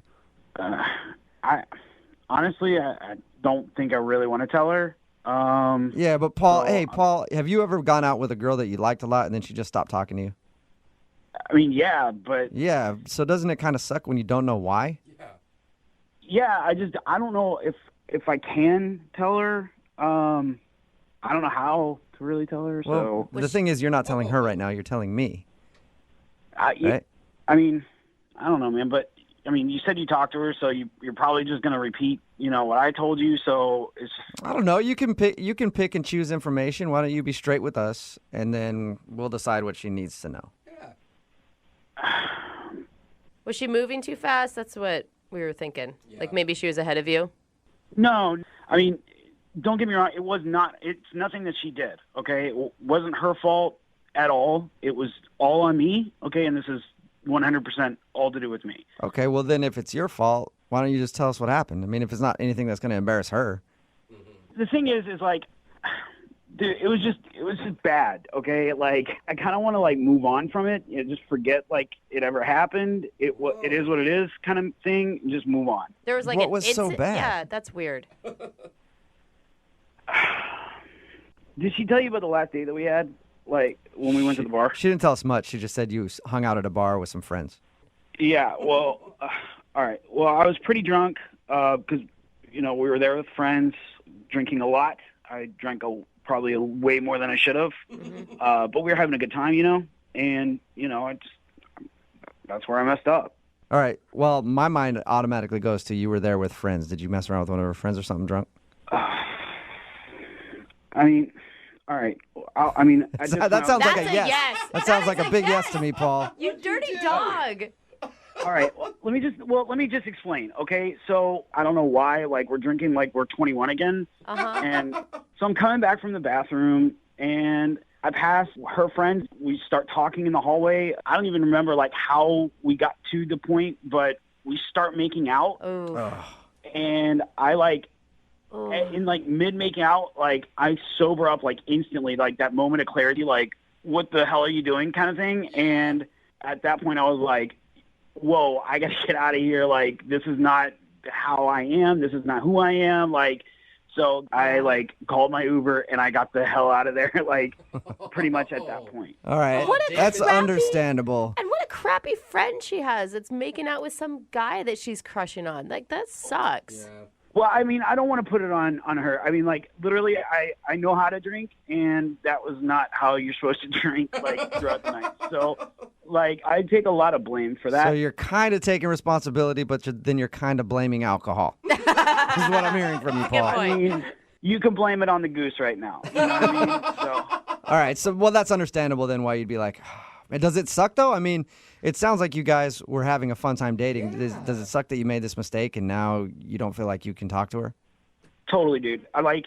We hit it off. It was like we had conversations that, like, probably some married people don't have. So it really sucks. But at this point, like, I don't know how, one, she'll take it, two, how to bring it up, and then, like, three, how she'll feel like for the rest of the relationship. Right. So, And like, haven't... I've got some ideas on how you can bring it up to her. Oh, no, Jubal. I actually have a really good idea. Okay. I think you should just talk to her because she's actually on the other line listening to this phone call. What? Yeah. Marie? Hi. Hey. I don't even know what to say. I mean, did this seriously happen? I mean, this is totally not how I wanted to tell you or even tell you, really, because I don't really know how to bring it up. Like, that's why I just kind of texted sorry. I was going to text you, like, this page-and-a-half long text, and I was like, well, that's weird, so I didn't text it, and then, I don't know. I'm sorry. I'm so disappointed. I mean, me too. I mean, right now, I feel like even more so because now you're finding out this way, and...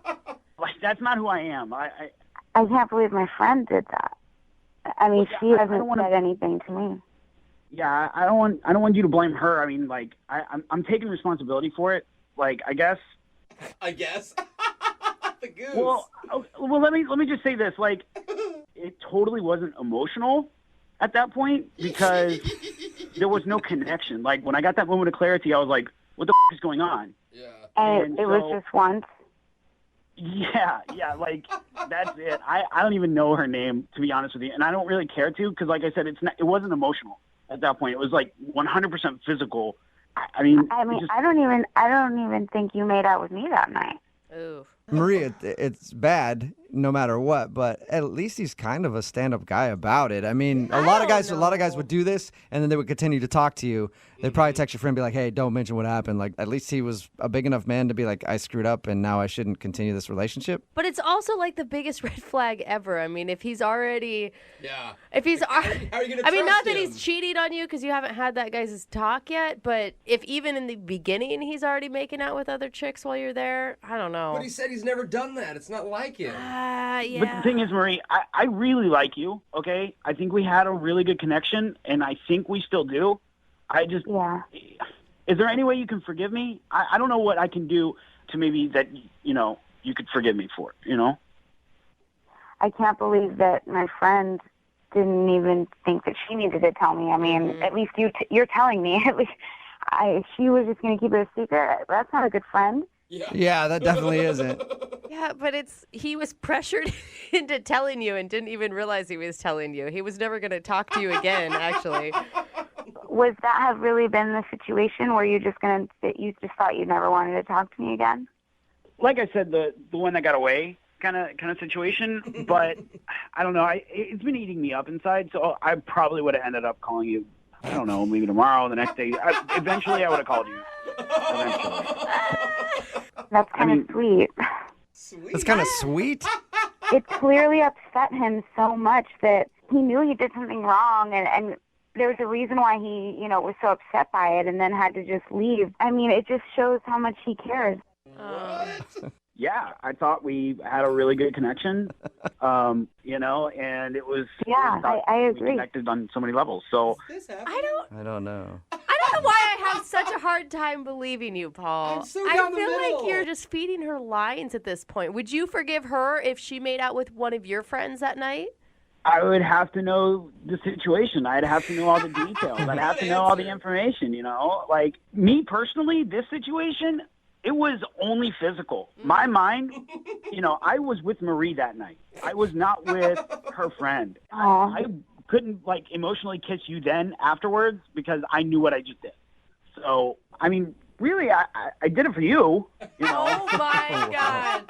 Nice. You did not. I mean, some things of the night, like, make more sense now. Oh. And you did say that you're sorry, and... Oh, my God. Well, I think this is a perfect point to ask. Hey, Paul, would you like to go out on a second date with Marie? We will pay for it. Yeah, absolutely. I would love to. Marie, would you be willing to give Paul another shot? Yeah, I really would. Don't give him another shot after this one, though. Like That will never happen again, okay, Marie? I can promise you that. You really promise? Like 110%, I promise. Well, congratulations, you guys. It's finally a successful second date. We haven't had a couple go out on a second date in a while. We haven't, you're right. I guess this is like a fourth date for you guys because you've been out on 3 dates. Yeah, this will be number 4, yeah. Yeah, you know, Paul, I'm a forgiving and understanding person, and I'm excited to go out with you again. You know, I got to be honest, I don't think that I'm going to be talking to my friend anymore. See, I don't need her in my life anymore. I mean, I fully support that. I think that any friend that would do that to you is not a true friend. I agree. Well, I'm glad this worked out. And whoever said the phrase, you can't have your cake and eat it too, wasn't true. We just learned that in a second date update.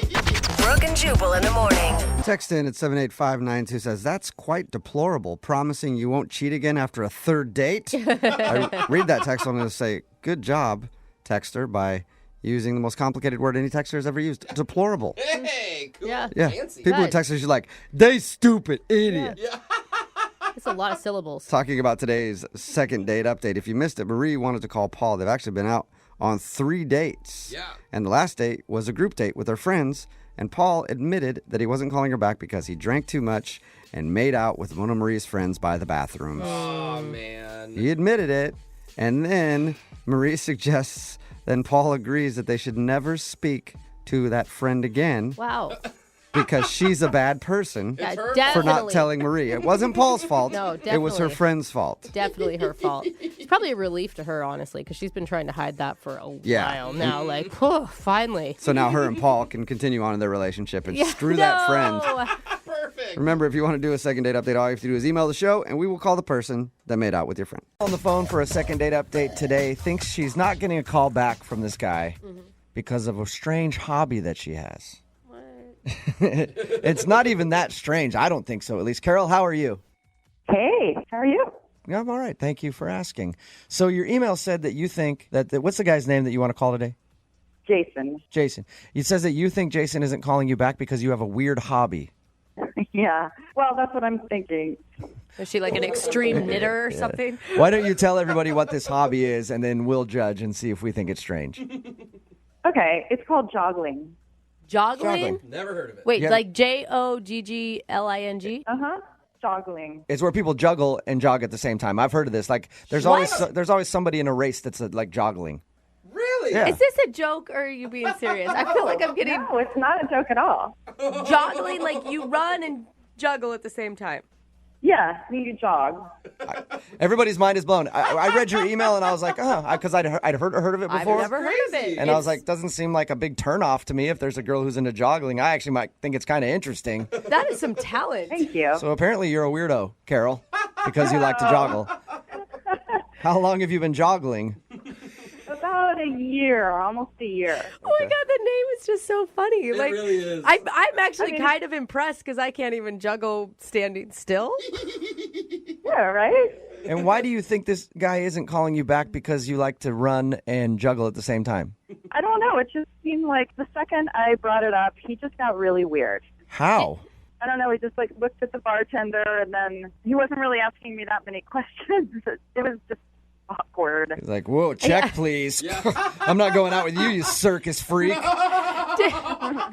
Did you explain to him what joggling was? Like, I've never heard of it. Maybe he was thinking it was something totally different, you know? Yeah, of course. I mean, he didn't know what it was, so I was trying to explain it to him, so, to kind of make it sound more normal, like, well, jogging's kind of boring, so it makes it really interesting, and so it's kind of like, you can use 3 balls, you can use 4, and then I kept telling more about it, and he was just getting weirder, and I'm like, no, it's really fun, seriously, it's really legit and fun. How long did you spend harping on joggling? I mean, 10 minutes max. Oh my Okay, that sounds like a long time. She's All right, joggling maybe I with can everyone. understand a little bit why he might be turned off. If you spent this much time talking about it, like, whoa, it's not a hobby. Like, joggling is a way of life for this girl, and I don't know if I fit into that. It wasn't that bad. Okay. So where'd you meet this guy? We met because I work at a restaurant. I'm a waitress, and he was in for dinner with his buddies, and he was just super cool. I mean, normally I think it's kind of lame when guys, try to flirt with me or hit on me or whatever, or or like sometimes they'll actually write their phone number on the bill, and I'm like, right, like I'm going to call you. Yeah. He was just really sweet and charming, and Maybe the problem is you didn't juggle while you're taking orders at the table. That would have been cool. Then you would have known going into it that he's going on a date with a juggler. yeah, I know. So everything on the date was going really great until the joggling topic came up. Yeah, I mean, as far as I know, we just seemed to be having fun, like just really having a great time. And did you ask him point blank, does it weird you out that I'm a joggler? No, I didn't ask him. But even when I tried to change the subject, he just still, I don't know, there's something changed. All right. And how did your date end? He just walked me to a cab. He got a cab for me. And, I was wondering if he was going to kiss me, but then he didn't even give me a hug. You should have just stopped him and like, I don't need the cab. Then pulled out your juggling balls, started juggling, and ran off. That's how you should have left the date. I know. And you know what? It was also really awkward when I got into the cab because I had scooted over because I thought he was going to get in, and then he just shut the door. Oh. That is awkward. Even the cab driver's like, oh. It was just so embarrassing. Yeah, that is embarrassing. You slide over like, hop on in, big boy. Okay, see you later. Bye. Yeah, bye. That's what I meant. And then the whole drive home, I was like, was it the joggling thing? So that's really weird, though. I can't think that the reason he's not calling you back is because of joggling. That doesn't sound like something that would be a huge turnoff for somebody. It's just the only thing I can think of. Okay. And how many times have you tried to get a hold of him since your date? I've texted him twice. I texted him once to say thank you, and he responded, but he didn't ask me out. He was just like, no problem, or, Yeah. And then I texted him again a couple of days later and was like, just something about the weekend, like, hope you have fun plans for the weekend or something, and he didn't even respond to that. Okay. Well, we'll play a song, come back, call him, and get your second date update, all right? Okay. Okay, hang on. Moving 92.5. Brooke and Jubal in the mornings. Second date update. You know what? I'm actually pissed off. Yeah? Yeah, today's second date update has made me angry. Why is that? Because Carol is on the phone with us, and Carol went out with a guy named Jason. She thinks that Jason isn't calling her back because during the date, she revealed that she has a hobby of joggling. That's running and juggling at the same time. So awesome. And not a lot of people know this about me, but I juggle. Yeah. Yeah, I'm good at it. I like juggling. I've been juggling since I was like 12. Really? All right? And I'm tired of people judging us jugglers. Whoa. You, America, all right? If you have a problem with people who juggle, I'm tired of being treated like a second-class citizen because I enjoy throwing 3 to 4, maybe even 5 sometimes, balls in the air for people's amusement. You have okay? finally I'm found tired your of it. cause. You rebels. It's taken a lifetime, but Carol, I've got your back on this, okay? If this guy is judging you for juggling, I want your permission that I can let him have it. That I can just release fury on him. Thank you. You're welcome. You have my permission. dude, I'm just sick and tired of it. there's nothing scarier than an angry juggler. Exactly. He doesn't know who he's messing with. All right, Carol. You ready to give him a call? Yeah. And if it turns out that this is really why he doesn't want to hang out with you because he thinks you're weird, you're not going to care, right? It's just such a bummer because he just seemed cool, and it would just be stupid for him not, to hold Oh, it'd be a huge mistake. Trust me, because I will ruin his life. I love you. All right. I'm going to call him right now and get your second date update, okay? Awesome. All right.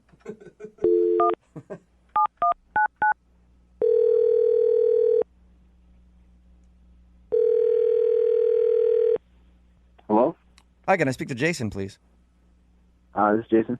Hey, Jason, how are you? This is Jubal from Brooke and Jubal in the morning. Okay. Hi. Hi. How are you? I'm good. Have you ever heard of us?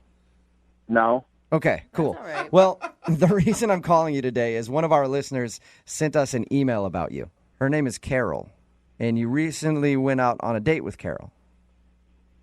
Yeah. Yeah, it's a segment we do on our show called the Second Date Update. It's where if you go out with someone and then you end up not calling them back after your date, they email us to see if we can get you on the phone and ask if something went wrong.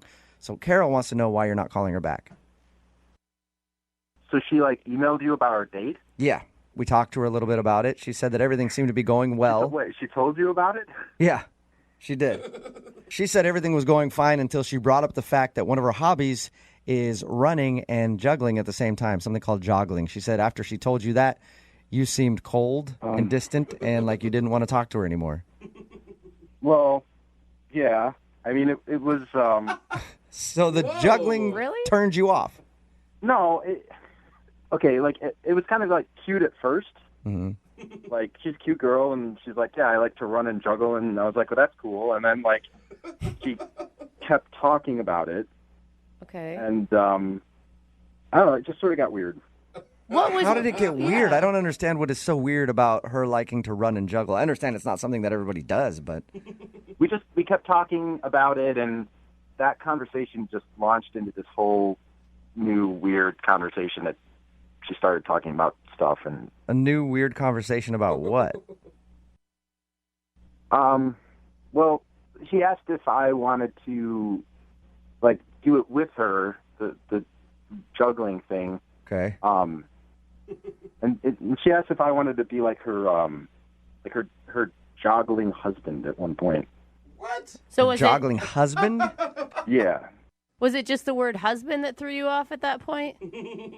Well, I mean, I don't want to really be anybody's husband on a first date. I mean, I get it. Do you feel like she was seeing you guys in the future as husband and wife joggling together or something? No, I don't think she wanted me to be like her husband or something, but she started talking about other husbands that she has.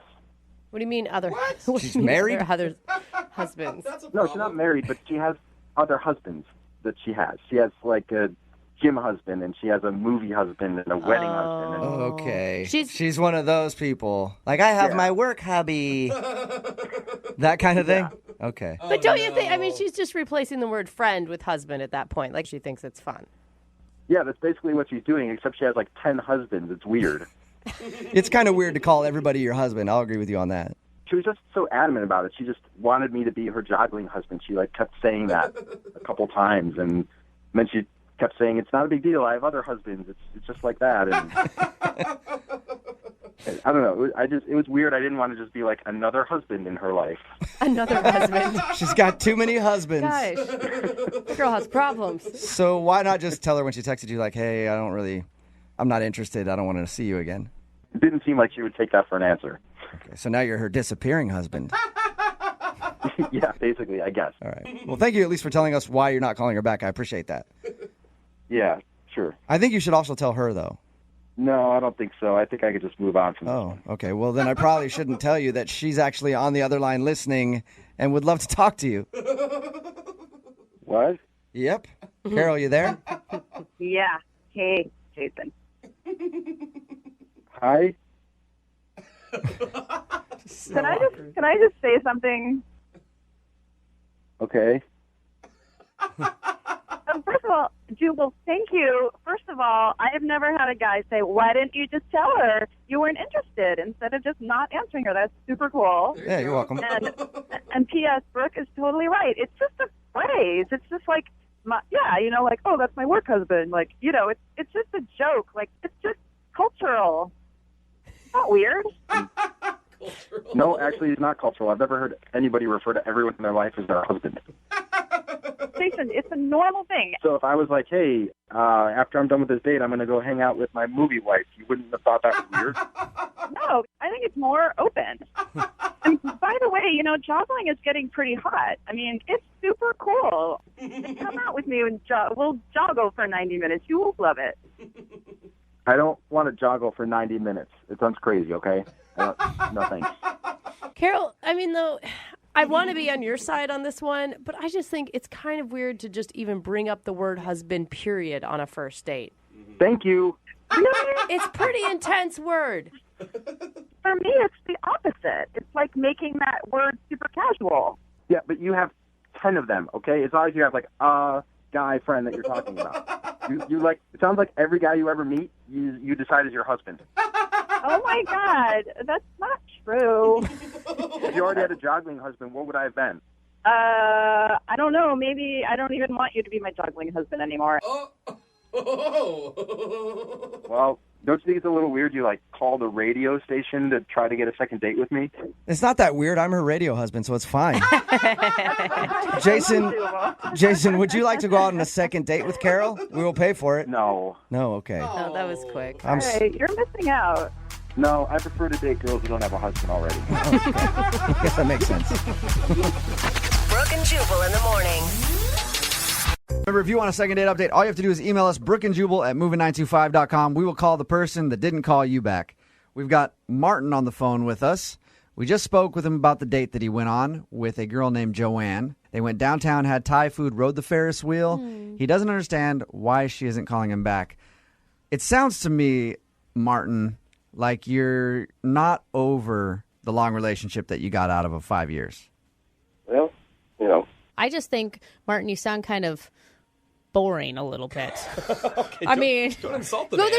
there's just not a lot of inflection in his voice. I was trying to give him a valid reason that maybe he doesn't know where his ex. Some constructive feedback. Anybody else want to pile on? Lydia, Yeah. you think Martin might be ugly? I don't know. Martin, I think you're a great human being. You know what I meant, right, Martin? Sometimes it's hard to have perspective on oneself, so. Martin's going to do the second date update. Now he's just going to have horrible insecurity issues. All I meant was he's monotone. That's all I meant. All right. Martin, we're going to call Joanne right now, get her on the phone, and get your second date update, okay? God, I'm going to get so much All right, hate texts for that. While we call her, I just want you to say some confident things to yourself in the mirror to make yourself feel better. I apologize for piling on. Oh.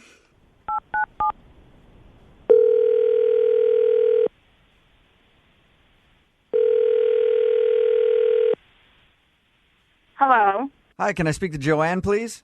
Hi. How are you? Good. How are you? I'm good. Do you know who this is? No, not at all.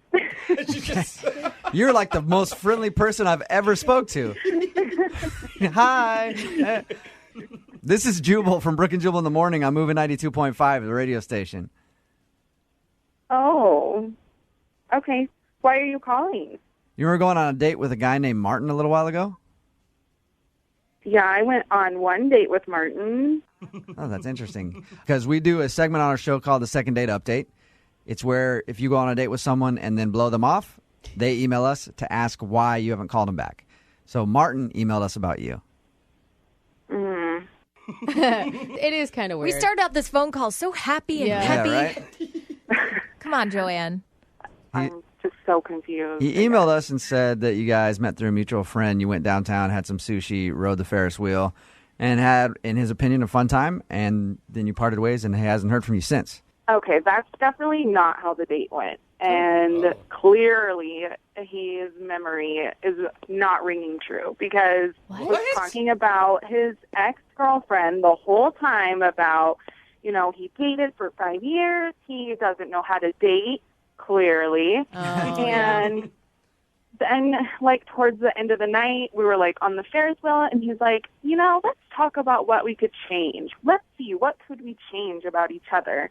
And he's like, I would change your nose. What? Your nose looks like a dolphin's nose. It's long, it's pointy, and then he starts going on about how he would take a little off my butt, just a little bit, like 5 pounds, but other than that, it would be perfect. And I could not get out of that date fast enough. He actually said he would take 5 pounds off of you? Yeah. That's terrible. Joanne Martin's on the phone with us right now. I was just kidding around. I mean, I say stupid stuff when I get nervous. If you're on a first date with someone, you shouldn't be tearing them apart and saying what you would change about them. You should be complimenting them. I don't even know you. Yeah. Martin, say something for yourself, dude. You look really bad right now. Well, The only reason I mentioned the dolphin nose thing is to try to lighten the mood. I mean, she's got this serious edge to her. So. We've all been on a date where people make bad jokes. Yeah. No. Every girl that's ever dated Jose. Come on. That is true. I can see the days they show up to Jose's door. Hey, you got to look like a dolphin with your big nose there. He only comments on big boobs. What are you guys talking about? I mean, she doesn't need to lose. I mean, can't she see that she looks great? No. I mean, no why woman do I can have to see tell that. her she looks great? She should know she looks great. Joanne? Do you believe any of his crap right now? No, I don't even know why I'm on the phone. Yeah. Well, clearly, I didn't want to call you back for a reason. Jubal, question. Am I the only guy that says stupid stuff when he gets nervous? No, I think guys do that. I think a lot of people do that. I think girls say stupid stuff when they're nervous, too. Absolutely. I do, however, think that most guys, nervous, drunk, stupid, everything, know never to tell a woman she should lose 5 pounds. Yeah. Whether you've been on the first date or 20 years of marriage. I don't even have alcohol as an excuse. Okay. But I get what you're saying, man. I mean, I understand you could be nervous and they're trying to be funny and cute and go like, let's play a little game. Mm-hmm. It didn't work out in your favor. But why wouldn't you take the game to, like, what you love about each other? I feel like that would be creepy, though, on a first date. Like, I'm going to tell you everything that I like about you. It would be an improvement. That's all I'm saying. Why don't, Martin, you tell her what you really think of her right now and be as specific as you were before when you were negative? Okay. Like, if I didn't think you were beautiful and cool, after dinner, I would have said, okay, well, thanks. That was great. Bye. But I think you're beautiful. And how about I just make it easy for you? I'm just not interested. There it is. There it is, folks. Joanne? Yes. I want to play a little game with you right now. If I could change You're such an a-hole. one thing about you, it would be that you would give Martin a second chance. Is there any chance that you will go out with him again? No, thank you. I'm sorry. We'll pay for it. We'll pay for the date. No, I'm good. Thanks. So she's probably calling plastic surgeons after this date to try to get her nose fixed because he made her so self-conscious. You just called Martin her. boring a little while ago, too. Well, I wish I would have said worse after I heard what he lays into people with. All right, Joanne, thank you. Thanks. Have a good day. Martin? Yeah. You got your answer. Yeah, I need to work on the editing. I'll give you some advice. Figure out a go-to move when you get nervous. The what would I change about you game? Forget that one. Because that clearly is not a good move. All right. Yeah, I agree. I got it, dude. I got the game for you when you get nervous. Yeah, what is it? What do you got? You sit there and you go, let's play a game. I'm going to point out all the other girls in the room I'd rather do than you. Flag, how do you make it worse? Brooke and Jubal in the morning. I actually feel bad for Martin. It's Brooke and Jubal in the morning. I'm moving 92.5. If you didn't hear the second date update that we just played for you, Martin went out with a girl named Joanne. He got really nervous. He just got out of a 5-year relationship. It's the first date he's been on in 6 months. It's the third date he's been on. Well, okay. Don't give him too much credit. I feel like he's just not very good at dating and he's heartbroken. But he decided to play a little game with his date called What Would We Change About Each Other? Because he was nervous, he said. So many texts came in just ripping the guy. One of the texts at 78592 says, OMG, this guy sounds like Jose at butchering dates. God, I was scared of that. That's my favorite. Even Jose wouldn't go into telling a girl that she needs to lose 5 pounds. Yeah, that was the one that got me. Just talk about how nice her boobs are. No matter how nervous you are, why would you ever say that? Jenny, you thought that Martin was funny, though? I thought he was hilarious. I think that girl, was her name Joanna? I think she needs to calm down. Really, he compared her nose to a dolphin and told her she needed to drop some pounds. I mean, you honestly would laugh at that? Joking. What? I think he was obviously joking. If the girl was gorgeous, she needs to get some self-confidence. They're on a freaking Ferris wheel, for Christ's sake. Right, you sit on that thing for quite a while. It's like a 20-25 minute ride. Makes it okay. Yeah, you're on a Ferris wheel. You can say whatever you want. I didn't know that that's the rule. Yeah, I always figured it was alcohol, kind of like you can use an excuse. Hey, sorry, I was on a Ferris wheel. I didn't mean to. I didn't mean to punch you. Sorry. I didn't mean to tell you to put the fork down. I don't think Martin's a bad guy. Like, he sounds clueless. He doesn't sound like he's malicious. Yeah. He maybe needs some professional dating help. That's what I would say. What I don't understand is how can a man be with a woman for 5 years and still not know to not go to the weight area? Like, that. What was his girlfriend doing for 5 years if not training him? Martin is single now. For a reason. For a reason, I think. Remember, if you want a second date update, all you have to do is email us, brookandjubal@moving925.com. We'll call the... I feel like we're starting to have a trend develop in the second date updates, and I'm not sure we should continue it. Or I can't decide. A while back, we had a mom email us to try to get her son a date. You guys remember that? Oh, that was a while ago. It was a while ago. Yeah. And since then, we've gotten a few in like that where people want to get a second date on somebody else's behalf. We don't often do them, but I figured we'd give it another shot today. Because right now we have a guy's sister on the phone. Oh, no. And she wants to call a girl that he went out with to try to get him another date with this girl. This might not do so well. Her name is Christy. Christy, hello. How are you? I'm okay. I'm a little peeved, but I'm good. So you want to stand up for your brother today, huh? Yeah, because he's a great guy, but he can barely get out of bed because he's thinking about her. He's this depressed after one date? Did they only go on one date, or had they been dating for a while? No, only one date. And he But can't. fell for her. And he's this depressed? Yeah, I talk to him all the time, and he was really excited about this, and now she's blowing him off for, no reason whatsoever. And you know that there's no reason. Like, he didn't tell you anything about their date where something could have gone wrong, or... No, what could go wrong? He's, like I said, he's a great guy. And I think she makes our gender look really bad. She makes your gender look bad? This is a whole gender thing? Yeah, because it's like, come on, ladies. Let's just be cool at least. Yeah, I guess. If you but don't Christy, like her, there's why would you want her to go out with your brother? He likes her, and I want him to be happy. Christy, you realize that not calling somebody back is neither a male or female thing. We both do it. Both genders do it. It's not just all women. I know, but it's like everybody should be cool, but she in particular, because now I'm affected, because I hate seeing my little brother like this. So you're upset for your brother. That's understandable. I'm upset for my brother, yeah. Why can't he do the second date update? Because he's heartbroken. I told him he should email you guys, but he's just trying to deal with it in his own private way, and I'm like, I want to find answers, because it's so sad to see him, moping around, and he's crushed. What's your brother's name? It's Logan. Logan, all right. And what's the name of the girl that you want to call today? Her name's Tina. All right. Tell us what you know about Tina and their date.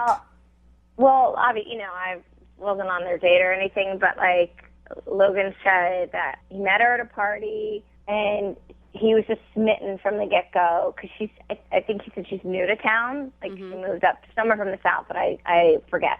And they went on a date. He took her to a bar.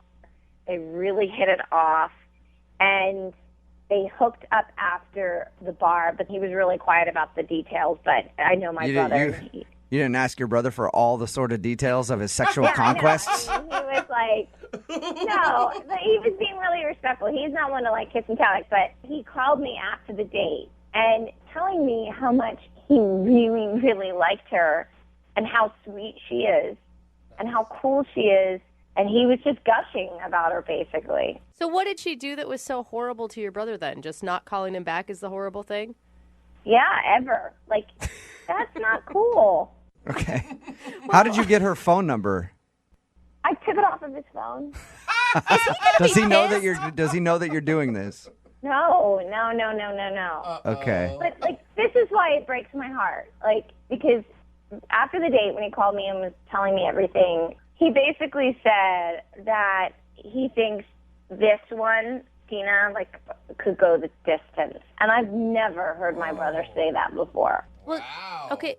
Don't you think you're going to scare her off, though, even more? No, I mean, she's already not calling him back, so there's no risk to it. Yeah, I mean, she doesn't want to talk to him anyway.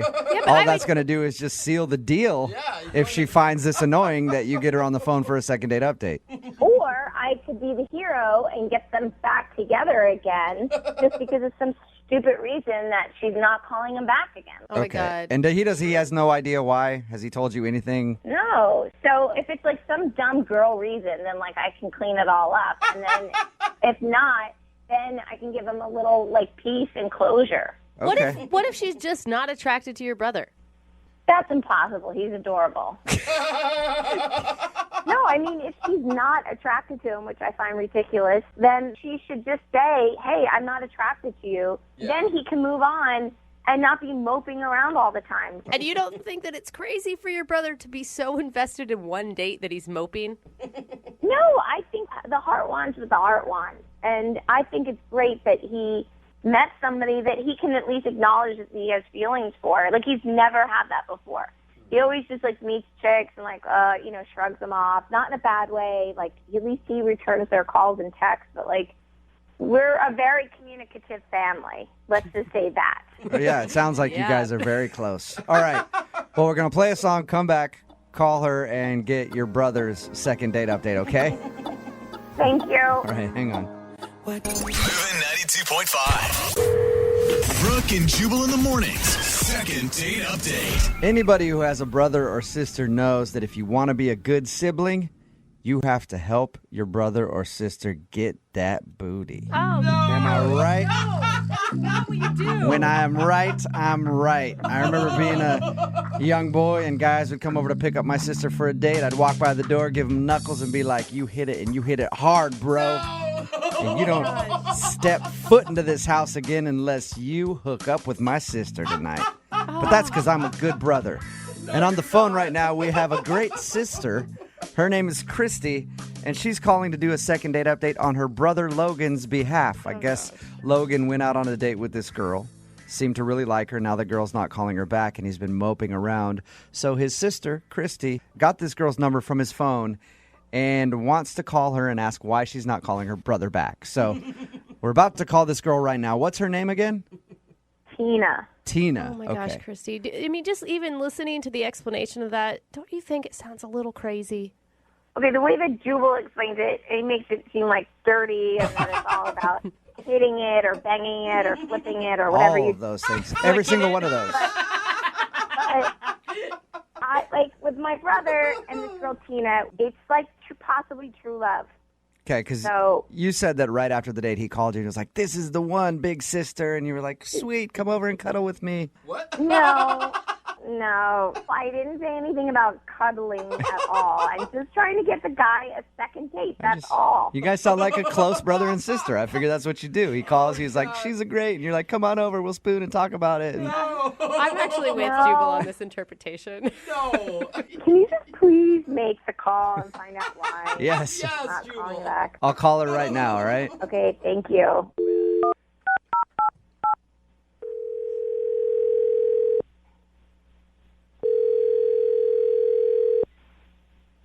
Hello? Hi, can I speak to Tina, please? This is Tina. Hey, Tina, how are you? This is Jubal from Brooke and Jubal in the morning. Hi, I don't know if I understand. This is Jubal from Brooke and Jubal in the morning. It's a morning radio show. Okay. We recently got an email about you from one of our listeners. What? Yeah, they asked if I could get you on the phone to find out why you're not calling them back for a date. Are you serious? I am 100% serious. The guy that I'm talking about today, his name is Logan.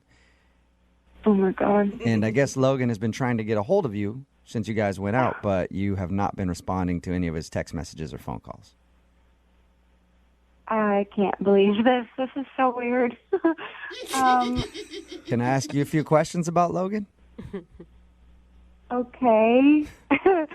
Where'd you guys meet? We met at a party. Did you like Logan?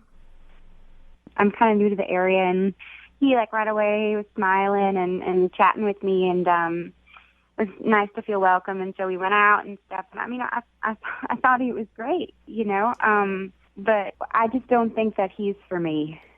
Why not?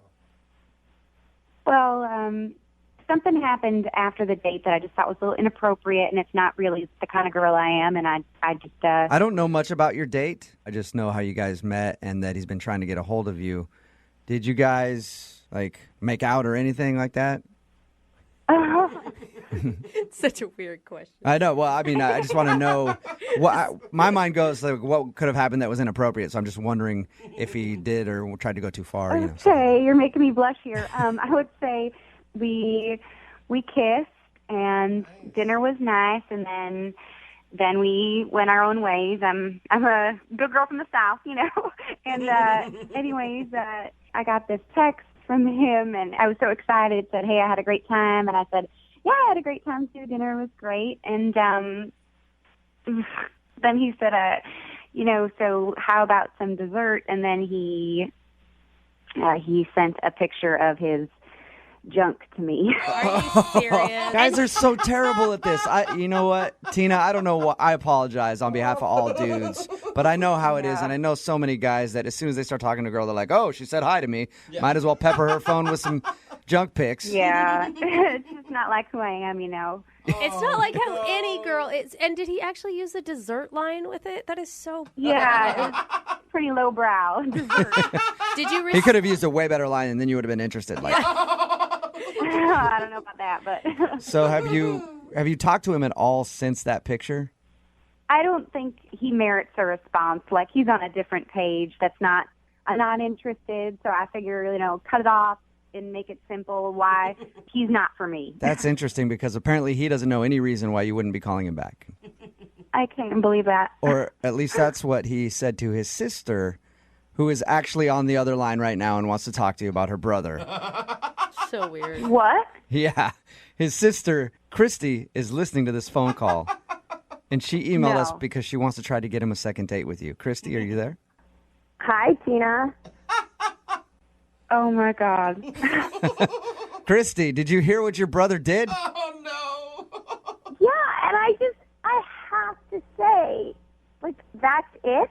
That's the only reason why you're not calling my brother back? What? Because of some pic?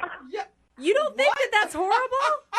No. Are you serious? Everybody does that. Don't you think everybody does that? Where I'm from, people don't just, do that. I mean, at least not, people that I would hang out with, from the right side of the tracks. Don't pretend to be little Miss Innocent. I mean, it's what you do. I mean, send him something back. Send him a boob. What are you talking about, Christy? You're trying to get your brother, nudie pics? Clearly, I mean, I don't know what kind of girl you think I am, but I am not the kind that starts, sending pictures after the first date. It's not like we were dating 3 years or something. I don't see what the problem is. I mean, this is how dating works now. Christy, I think what Tina's problem is that your brother did it right after their first date, and then also made a comment about, hey, you want dessert? Boom.